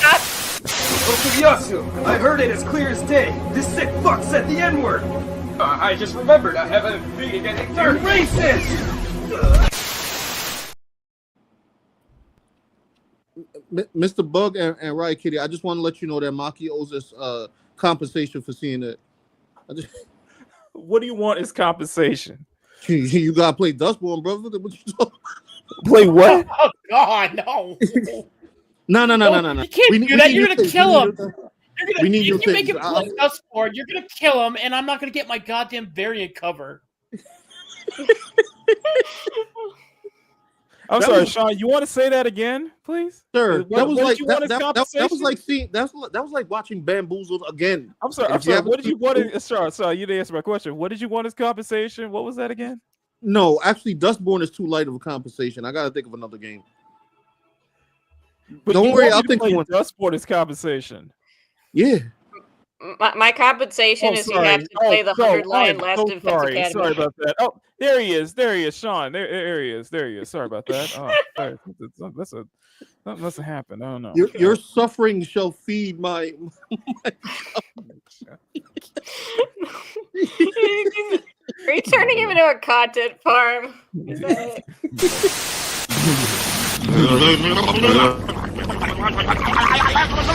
What did you say, nigga?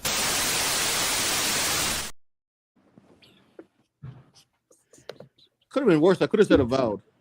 Get the hell out of here. Get out of here. At least like Dustborn's funny. Avowed is not you funny. Ain't touching. You ain't no. It ain't no way I'm touching Avowed. No, you can't. You can't make him play those things. Okay, you're gonna kill him, and then I don't get my variant First cover. off, All right, good point, Mr. Bug. Okay, let's get to this. Let's get this quick one here because some dumbasses here because this, by the way, this is the actual creator of My Hero Academia here, and they want to play this and a bunch of people and I know this is just a Japanese creator just trying to basically show what's actually going on here. Is they trying to pull this freaking race card here every single time, single time. Even though the character is not black, she's just yeah. Remember this. Remember that. They do that every time, and the character ain't even black though. That's the thing. She is voiced by a black voice actor, by a black VA. In the dub, she's not black though. In the English dub, yes. But son of his voice by black VA, that means she black. B. That means she black. This is not how. I guess so. like people got saying no. I'm like no. We saw it again. Showing that shit again, man. Ain't showing that shit again. Like just every single time. And everybody in the quote. And by the way, shout out to everybody in the quote tweets because they clap back hard on this. They clap back real hard on this. Oh damn! Guys in my whitewash. Oh, they put back up because everybody's like, it's just a tan character, y'all. Come on now, bruh. This thing called Gyro culture. By the way, gyro culture exists. By the way, you ever think about that? When there's dark people, the sun exists. And this happens all the time. From the sun. And they did the same thing with Nagatoro back in the day, though. Yep. And I'm like, no, it's just she's tanned. It's just that's a lot of tan skin. Just because her name is not slightly close to a certain word doesn't mean you can just do that. Dark skin does not always equal black. Just as say a femboy or even a trap is not trans. does not equal trans. Okay. This is a great meme right here. How to get canceled for a skin. If it's light skin, use it any color. It doesn't matter. Dark, lighter, whatever you like. Dark shadows and lights are desired. If it's dark skin, use the dropper. Nothing but the dropper. Any change to increases the risk of being canceled. Lights bad. Only shadows. No matter what the environment. No lights. And in this way, you will avoid being canceled by annoying people on Twitter. Sir, that is a Don DeMarco right there. I mean, he's right, but I'm saving this. You out of line, but you're right. And I'm. You know what's funny though? The eyedropper is not even entirely accurate, especially off of JPEG because of the grain. Exactly. That's what I always say is like these people don't understand lighting, and it's like also understand the core fact that just because a character is dark skinned doesn't mean they're automatically black. It's yeah. Maki, It was this. only- Okay, only so black this and white reminds people me of exist in the world.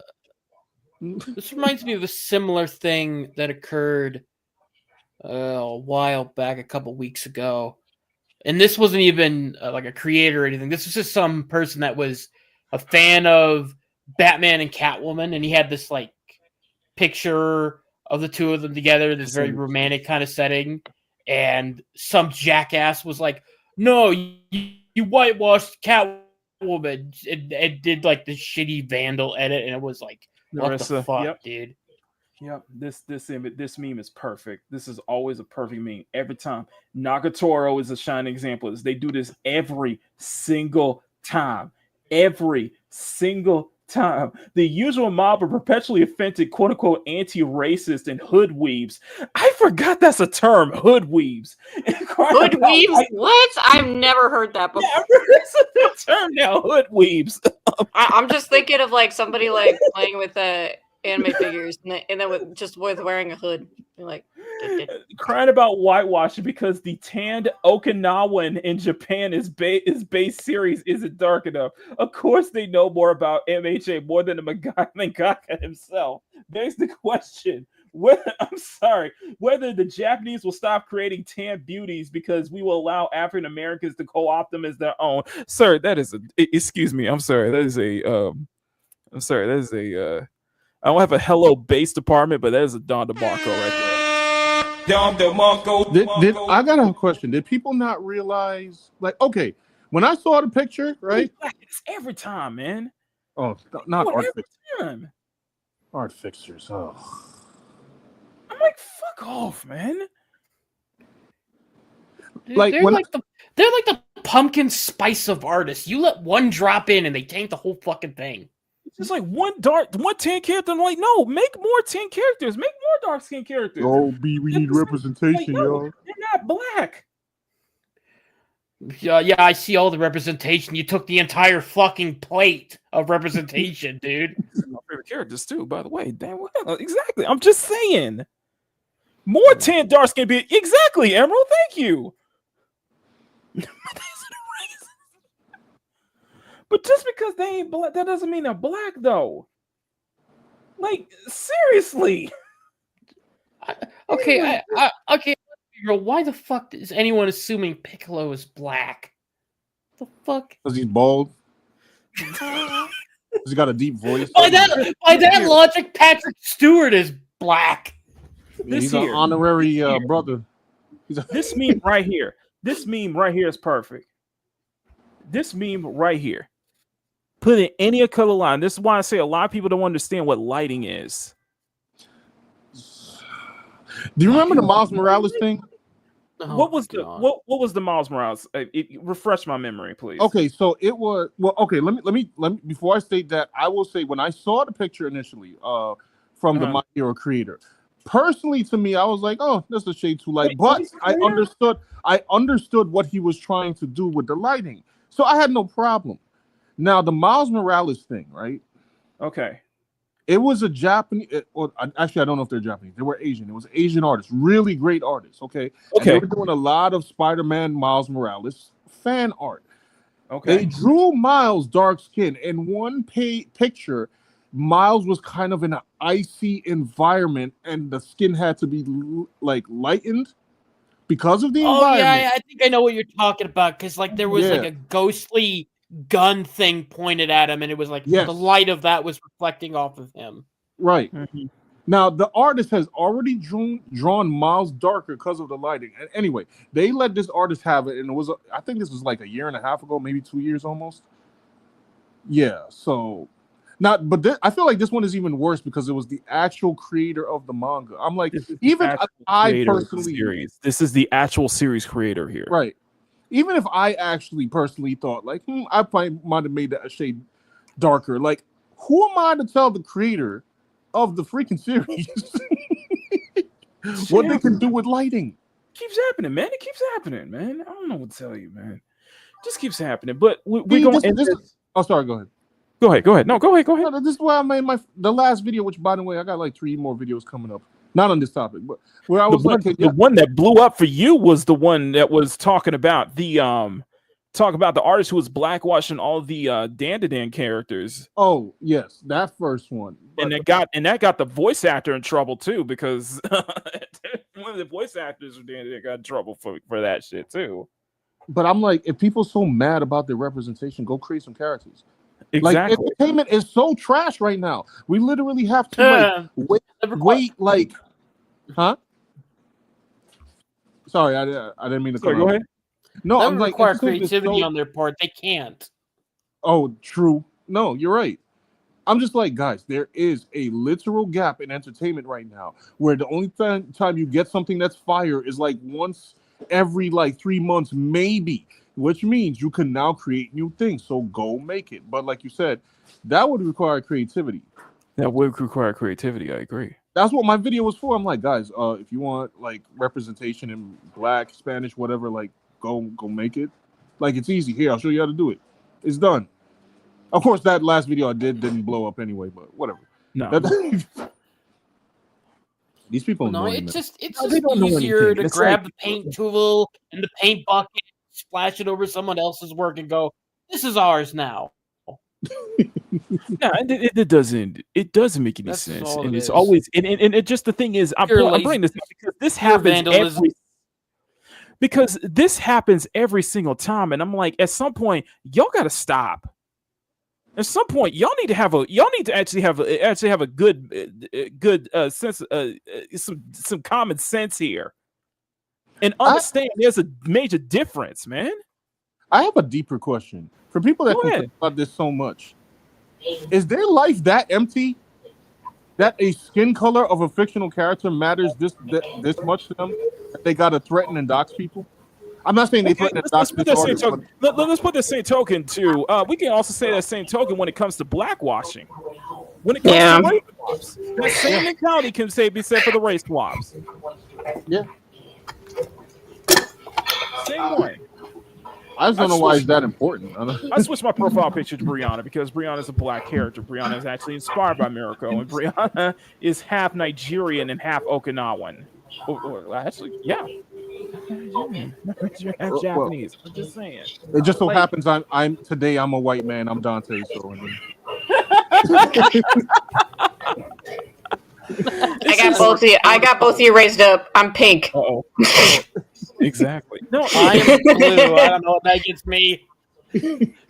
Oh, wait. Ryan Keaty, you're pink and I'm blue. We can represent the trans colors. Yeah, you have to understand. I think it's a lot of it is just with the newer with this newer generation, with this new Gen Z people who kind of grew up on the Twitter, grew up from Twitter and such like that. It's like just because a character has tan skin doesn't mean they're Black. Just because it's a darker shade, like for example, Yoriichi, example like Mirako, yeah, they have tan skin. That doesn't mean they're Black though. And you have to understand that distinction. They don't. I don't think they're ever going to get it. There's only two races in America. This is going to keep happening. White and Black. There's nothing in between. This is going to keep happening, and you're going to see this and I'm thinking it's more Asian artists are going to push back. I think there's going to be more. Can we go back to that one white Mirako? That looked nice. Oh, you know when that was made? I think that was made when they had the Black Okarun and then people started fighting back by making Mirko white, and it was getting bad on both sides. Yeah, it was getting nasty. Yeah, I remember it was getting nasty. But I think, like I said, I completely missed that. Oh my god. My first exposure up to this was during the whole Nessa drama back in 2019. Oh, that's a throwback. Yes. Oh Yeah. man. Asian, Hispanics, Middle Eastern is non-existent. Exactly. They did that. Nessa was my first exposure to all this nonsense, though. And to why people on Twitter keep doing this all damn time, man. Bia was another one, exactly, and it's like Nessa and Bia are basically they're not black though. Or say if anything, they would say if anything, I may not know, but they more fallen than Southeast Asian though, where they have a dark, where Southeast Asian has a much more darker complexion. I don't know, man. I don't know. I just wanted to bring that up, but we're just gonna end this. We're just gonna end this on one quick positive note. This is positive? Oh, wait, what's this? Yes. So Yoko Taro, beloved Yoko Taro, a national treasure, a global treasure, an international treasure. Yoko Taro said that Nier Automata was made, quote, without worrying about overseas reviewers. As reported by Automaton, if you guys are not, by the way, if you guys are not following Automaton West, if you guys are not checking out Automaton West, please do so. They're great articles. Great articles to do. In a recent interview with AV Watch, Sony and PlayStation veteran Shuhei Yoshida talked about the difficulty Japanese games once faced in gaining recognition in the global market, highlighting Nier Automata as a game that changed everything, reviving Japanese game industry, inspiring Japanese creators to stop imitating the West. Yoko Taro and producer Yosuke Sato responded to Yoshida's praise, giving insight on how they approach Nier's development. Despite the critical and commercial success Japanese games and creators were seeing today, in the late 2000s and early mid-2010s, this was not the case. According to Yoshida, when games in the West started to become more realistic and Hollywood style, quote unquote, there came a time during the PS3 era where Japanese creators wanting to produce global hits constantly strove to appeal to quote unquote overseas taste. But when there being no original context to these games, they received poor recognition in the Western market. However, Yoshida noted that everything changed in 2017 with the release of Nier Automata on PS4. Quote, I think Yoko Taro created it without paying any mind at all to making it sell overseas, but it was a tremendous success. After Nier Automata and more titles proved that if Japanese can make Japanese-style games, that would sell overseas. With Nier, everyone realized that it wasn't something that they could do, but something that they had to do in this way, Yoshida explained. Japanese creators moved away from the tendency of imitating what overseas studios were doing and strove to create based on their own culture and what they knew, realizing that gamers overseas understood their work.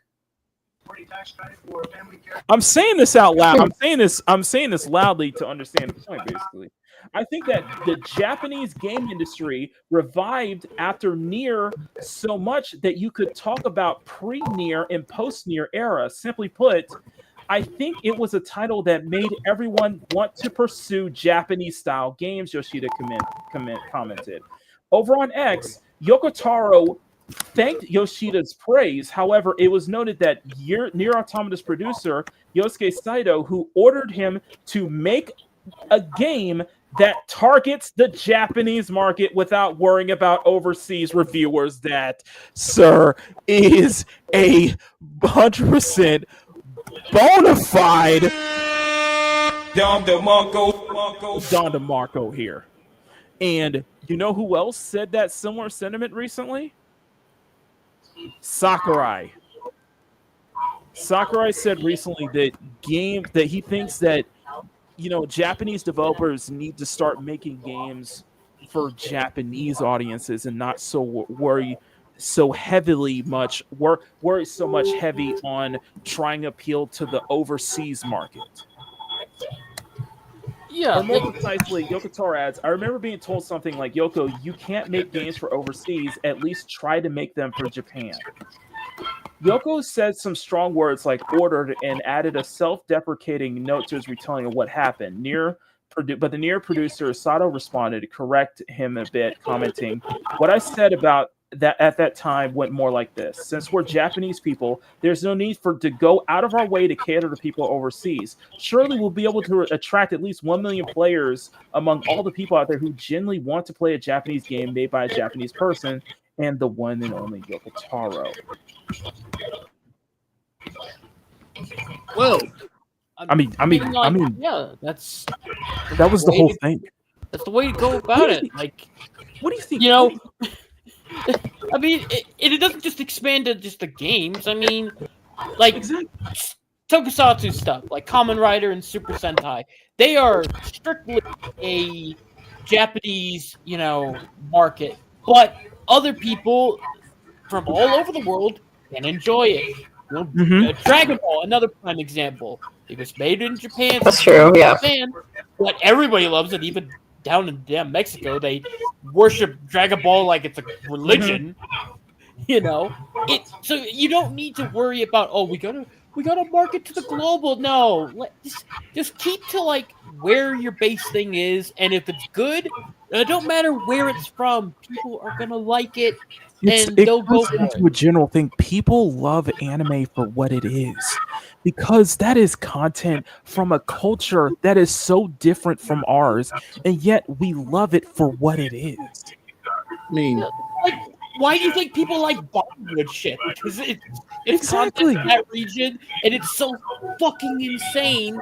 Because they have a different and because Asian regions, they do have a different way of life. They have different ways of life. They have different, more traditional ways of life that are different from Westerners, and that's something that people genuinely appreciate. That like freaking, I like slice of life stuff like that. I like that stuff. To be honest, the Japanese way of life actually might be yesteryear's version of the American way of life. As evidenced by the McDonald's ad. Having a family to terror. I mean, we just learned this lesson, right? There was a popular Japanese video game company that let their IP out to a Korean studio to animate, led by American, and it was called Devil May Cry: The War on Terror Edition on Netflix. Do not listen to America.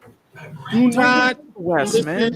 We're from the West, and we say screw the West. We have lost it. We lost the plot probably since like the early 2000s. It's done. Imagine manga listening to what's going on in current comic books. Yes. where we got Mary Jane as Venom. Don't start with that. Imagine manga listening to that, like, maybe we should do something. No. Do not listen to us. We have nothing to add. Not we as in us, but you know what I mean. Yeah, we make it from the East. It's what people appreciate. That people appreciate that stuff. What do you think the East is dominating now? Well, there's such a resurgence because just at its core level, it's not trying to. People are done with the people are just sick of the Western sensibilities, the Western mindset.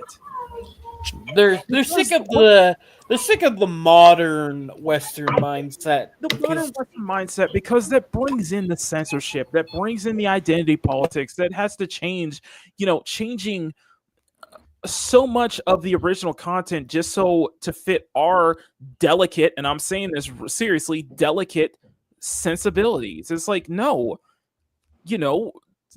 as a Westerner, we're made of stronger stuff than that, and we appreciate other cultures for what they are, for what they do. That's why we watch it. That's why we consume it. I mean, there's some out there that's still like, the guys that make the what was it? Oh my goodness, what's the last Warhammer game? 40K, Space Marine 2.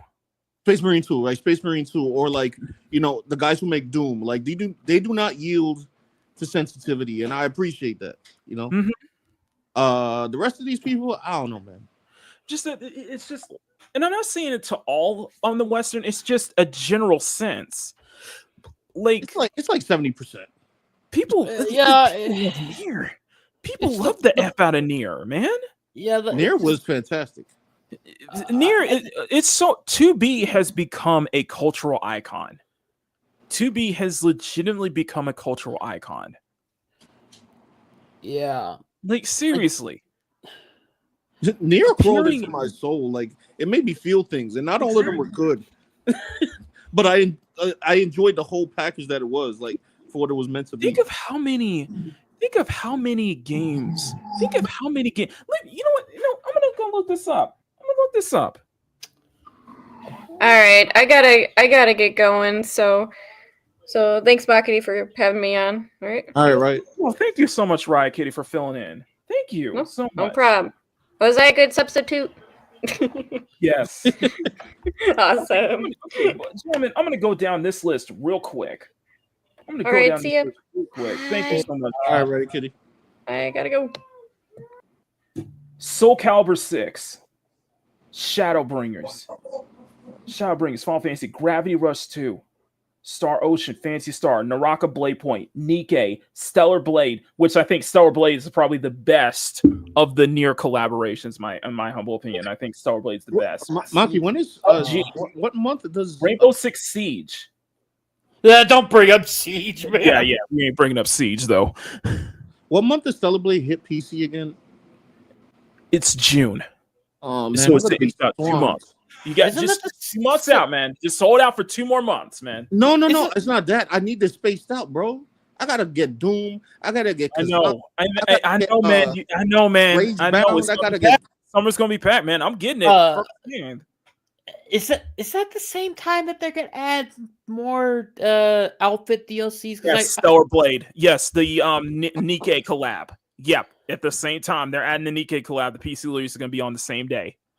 Oh, okay. But yeah, okay. Rainbow Six. Yeah. I know nobody brings up Rainbow Six Siege, but the thing is that shows how popular Nier was, and it didn't even need to appeal to Western sensibilities. It did its own thing, and it became. I don't know why I just now remember the Rainbow Six. Like, I bet you if Sean made Red Riding Hood right now, and Mr. Bug was working on his project, they would get a Nier collab somehow. They would get a Nier collaboration. Sir, I'm gonna repeat. Ronan, do not give me hope, sir. Don't do that. Huh? I'm just saying, And to you, Bug, I would say that, we'll reach out to him, see if we get some kind of Nier collaboration, Yeah. Oh, yeah. Oh, what do you have, sir, Mr. Bug? Well, I have 2 projects that aren't fucking out yet. So, yeah, great. Trust me with your $1 billion IP to mix with my $2 IP.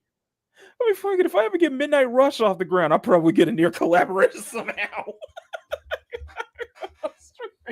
I mean, we better get a Nier collaboration after that monstrosity that was Rainbow Siege 6. I don't know what the heck that was. No, we got that with Stellar Blade. That was the palate cleanser, okay? I'm saying if they could give it to Rainbow Siege 6, they could give it from a Western studio, come on now. God, you thought Rainbow Six Siege. Think of what would happen if Call of Duty got a Nier collaboration. Not bring that into existence, please. No, don't infer the demon's name. A Call of Duty Nier collaboration. Like, when was the last time Call of Duty was like good? World of War. When was that? like 2012 or something. Good grief. Druckmann's next title gets a Nier collaboration somehow. Don't. When is that coming out? I'm joking. Guys, I'm joking. Christ on me, man. Man, I saw them plot leaks. Hell, look at Final Fantasy VII. Final Fantasy VII, Remake and Rebirth being such big hits that, there was actual Final Fantasy VII collaborations. Where's the Forspoken collaboration? Huh? How about that? Where's the Saints Row collaboration? Huh? Where's the South of Midnight collaboration? Oh, speaking of which, let me just take one little peek here at South of Midnight real quick. Wait, that game came out? No, it's still in early access. 463 in Oh. game, 566 all-time peak. I'm not gonna lie to y'all. I low key feel bad for the game, and I'm gonna tell you why. It has nothing to do with the Sweet Baby involvement. It's Sweet Baby's involved with it, right? Yes. Yeah. Okay. It's just that I saw the trailer and I'm looking at the package, saw the gameplay. I do not like their It looks animation. mid. I It don't looks I mid. don't like their animation No. the way they do that on purpose. What, the stop motion? Yeah. But I When will say Charlie, it like- looks I can see the work that they put into it, so it's such a waste. Somebody mentioned like Little Shop of Horrors, and I'm like, yeah, I can see that. But And I'm I don't like this- the art style either, but you know. Nah, I'm not a fan of the art style. I'm not a fan of the very choppy stop motion like approach they're trying to go for. And it's just But I can see the just hard work they ultimately, did. it just looks and I think for the premise is interesting, but the story, it sounds like the story is just the story is just not good though. Like I'm definitely not playing it. Like but it's fun. It's like one of those games that it's like it's going to be mid, but it's not bad enough to laugh at. No, it's just mid, though. Yeah, I'm just like this looks like if this was I'm gonna say this about South of Midnight. If this was reviewed by XPlay, like if this was a game released back in early 2000s, it would have gotten a 3 out of 5 from XPlay. I'm serious. Yeah. It's just it would look like it would fall into that, that era of PS2 when back when platformers were such a big hit on the, especially with PS2 with like the with the likes of Jack and Daxter, Sly Cooper, Ratchet and Clank, you name it. I think it would just be falling more into that middling of the of those kind of platformers back in the day. Almost like a shovelware, almost like more of like a shovelware kind of platformer back in the day, in my humble opinion, if it was released back then, though. I'm just saying. So, but yeah, South of Midnight, I'm interested because it's got like 8s and 9s on IGN and such like that, but it's got high review score, it's got high critic review scores, but I wouldn't put much trust in that though. XPlay's classic anti-Japanese racism. Oh, yeah, they gave the Netflix May Cry an 8, so I wouldn't trust their. That's right. That's right. I forgot to give George Bush. May Cry an 8. Like, I don't even know what to call my video, y'all. Like, should I call it War on Terror? Bro, you got a lot, bro. You have a lot to go over. So, I recorded it already. And I feel like I still didn't say enough, and the video was already 36 minutes. And I'm like, man, you frustrated, bro. I mean, up, like seriously, you're flustering up big time, man. Like, I can't, bro. That's one of my favorite series. Like, and he went in there. Listen, and it doesn't matter actually because I gotta go, so I better not rant. Well, Sean, thank you so much. What do you got? I guess that's what your next video is, right? To be honest, I couldn't tell you what my next video is because I have 3 recorded. And I just got whichever gets edited first. So I think you you know it, like the old saying, strike while the iron is hot. People are talking about Devil May Cry. Do that one first. Yeah, do that one. Yeah, Devil May Cry War on Terror. You should have something like you should be dressed. You should be like George Bush or something like that. I should. Yeah, but Dick Cheney was literally a side character in the freaking. Yeah. Just have Dante like with the golf club when George Bush goes, now watch this drive. This is the September 11th for Devil May Cry fans. I'm literally. Oh my god! You know what? That'd be a good thumbnail. You have the George Bush like, sir, a second tower has been hit, but you just have Dante. Devil May Cry released on Netflix. It's like Dante. They released the show on Netflix. Oh no! He just pauses just like that. He's like, I should draw Dante reading the book upside down. Look, let me. Oh my gosh! I swear, if you gave me a 4-hour platform, bro, bro, it's on you, anyway, man. So yeah, sorry to exit out. I have an upcoming DMC Netflix review. I also have a commentary to artists regarding AI video. What is my? Hold on, there's a third video. Quick question: did you see Jay's video? No, I haven't yet. I think it's a good video though. Jay, the concept. Oh, my video is more so to artists because I saw. Okay. It's a lot. It's a lot of like back and forth, and I feel like some artists are not being productive because they're just like throwing out threats of violence to AI people. Yes. And I'm like, okay, guys, like if you want to beat this AI thing, we got to start like unless you learn how to draw, unless you know how to draw like Kim Jong-gi yet, then get off the freaking Twitter and start moving the pencil. That's basically my message. Exactly, I agree. And my other video, what is my other video? Holy crap. Why can't I remember? I need to make videos too. I need to get back to making videos as well. Right. But yeah, that's about it, y'all. I got 3 videos coming up. I don't know why the third one escapes me, being that I filmed it already. Marvel Rivals Style Invincible. There you go. Okay, that's gonna be fun. Yeah, there you go. That's gonna be fun. That's the lighthearted video. I don't want. Okay. All right, y'all. I'll catch you later. Peace. Thank you so much, Sean. Really appreciate that. Okay, guys, we are out of here. So this schedule may be a little bit different. I'm gonna test Makini in the morning on Mondays and Fridays, and we'll see how that works out. So no Wednesday show. So that means I can maybe spend my time during the week in doing maybe getting a video out. I really appreciate you guys coming out for the peak gaming night streams that we've been doing for the past couple weeks. It's where peak game, for those who know, Bug, if you don't know what peak gaming night, I call it peak gaming night, is that we because most of the games that we play on that Saturday are very like fan service heavy. Games. So, and the reason I'm sharing this is because this is the next update for Snowbreak, and I think that might be the headline for next Saturday, along with Dead or Alive, Venus Vacation Prism. Thank you guys for coming out for those. Of course, I got some April like art. I got some April work to do. I got some April work to be making up for. So yes, so we'll be for Makini in the morning. I'll be working on Peach. I'll see if I can get some more Peach done today before Makini in the morning tomorrow morning. That we'll be working on that. Thank you guys for subscribing. You guys so much. I do got a couple more things I want to need to do. And of course, I got to get back to you, Bug. Of course, obviously. You, Bug, obviously. But Peak Gaming Night on Saturday, where the headline will be Snowbreak, and then we'll do Snowbreak, and then we'll also do Dead or Alive, Venus Vacation Prism. What else? Oh, we got a lot of stuff. Yeah, but just plenty of stuff coming out. So just hang on tight, you guys. You guys have been absolutely just like amazing with all of this, and you guys have been really supportive, stuff like that. And also, I just got to I also got to send a special thank you to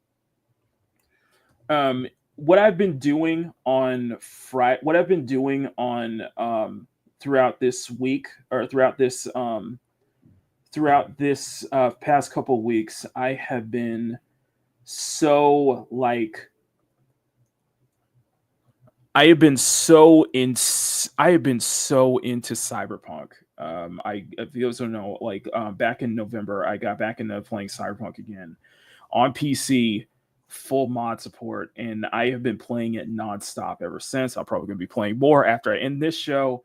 But what I've been doing throughout this, throughout my first completed playthrough, is just going off on the photo mode stuff, and you guys have been really liking the little stories that I've been doing on the community tab, so I will be putting more of those out, and you guys have been loving, especially because I have so much fun with the photo mode. I'm having so much fun, especially with the mods and everything. But I've made an entire album on my Google Photos to document all the photos I've gone, but I am what you guys see on the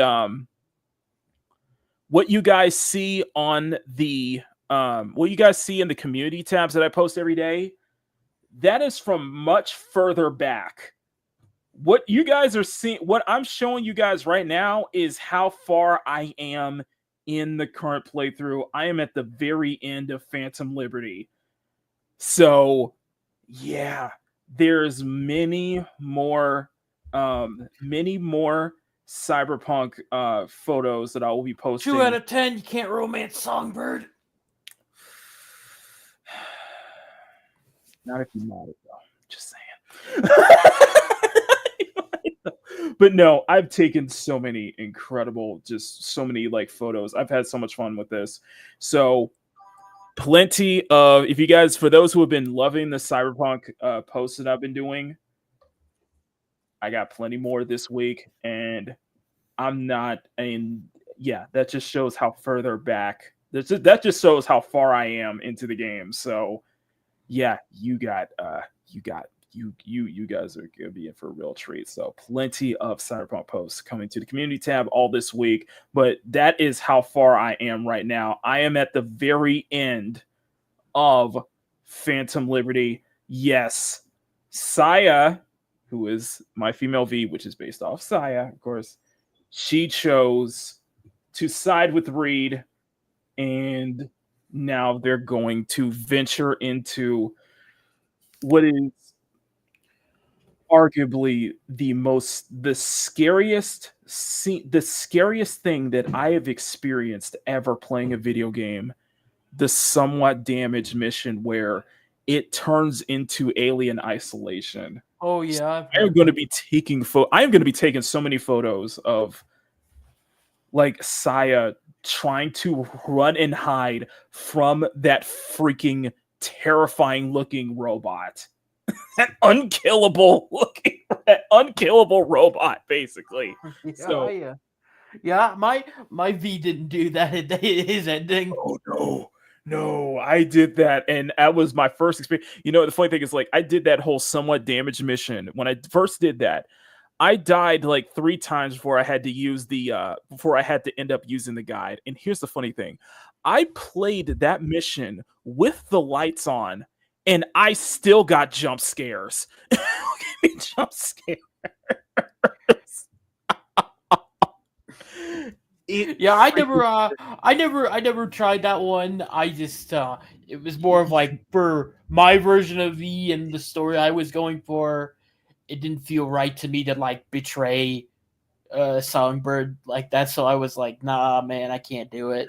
It's man, I love it. I love it. I have so much. I'm about 100 hours into this playthrough because I started over. And the reason I started over was because I found out there was a mod that gives your female V the Japanese voice dub, and from hearing how she sounds, I'm like, okay, I got to redo this whole playthrough. So Corpo V, which is going to be my first playthrough, which is based off of Saya, which is my girl right here. Actually, she's in the very middle square in between you and me, Mr. Bug. That's her. Yep, that is her. Yep, Mario V is modeled straight after her. So I thought that would be fun, and I told Emerald that I'm modeling that for my second playthrough. I'm modeling it after Brianna, so my V will be modeled after Brianna. So we'll see that, but no, stay tuned for that, guys. So plenty more coming in this week. But you guys have been amazing. Thank you to Mr. Bug. Thank you to everybody who's been showing up. If you guys can, please smack that like button, make it jiggle, smack that subscribe button, and make it jiggle as well. Thank you to all the channel members. Thank you to everybody who's been subscribing. Thank you to everybody who's just been enjoying the content. I still want to get to 6K before the end of this year, and I don't know if I can make it to 4K before my birthday next month, but I will damn well try. So I got to get back to making regular content once again for you guys to enjoy, and of course, getting that art kick again, man. So we're going to be grinding it out, and we're going to be working our asses off on this. So you guys have been amazing. So for everybody here, I'm Makini90, art streaming and illustrator. Thank you for tuning in to the sexiest Sunday afternoon art show on YouTube, Makini Live. I'm just gonna leave it with this image just because I thought this image is dope. I just thought this image is dope. I just love the shot of Reed hanging out like that. But anyway, until then, stay cute, stay sexy, have fun, take care, much love, never apologize for wanting attractive women in your media, especially in your video games, and above all else, never stop drawing. to everyone in the cute, sexy, and fun nation, thank you from the bottom of our hearts. If you would like to see your name on the screen, join the CSF Nation for $1 a month. You get access to exclusive art drops that Makini drops every 2 months for all CSF Nation members. Again, we would like to thank you for your incredible support. CSF Nation for life. Arigato.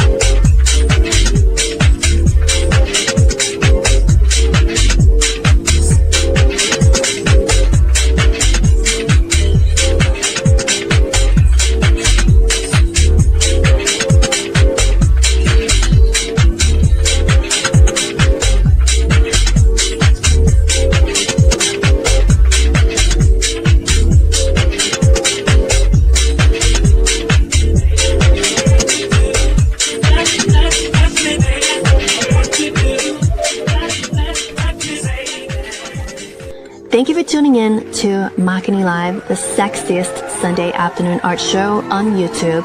Remember to smack that like button and make a jiggle.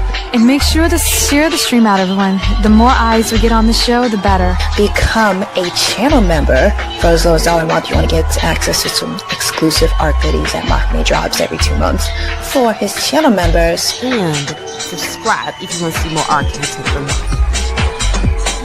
Thank you so much for hanging out with us. We will see you all back here next time. Here on Makini Live.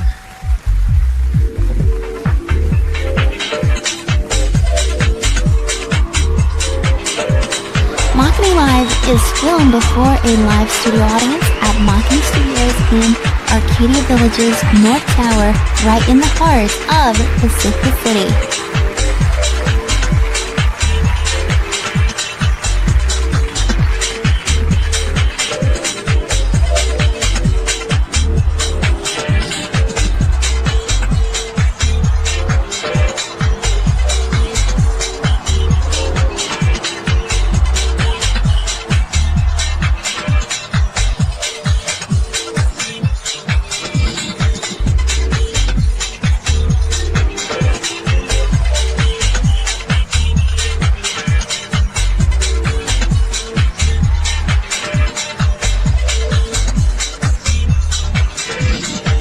Y'all want free tickets, don't y'all? Of course you do. It's that easy. It's so easy to do it too. Just visit youtube.com/Makini90 or call 765-9077 toll free. Free tickets as always, y'all.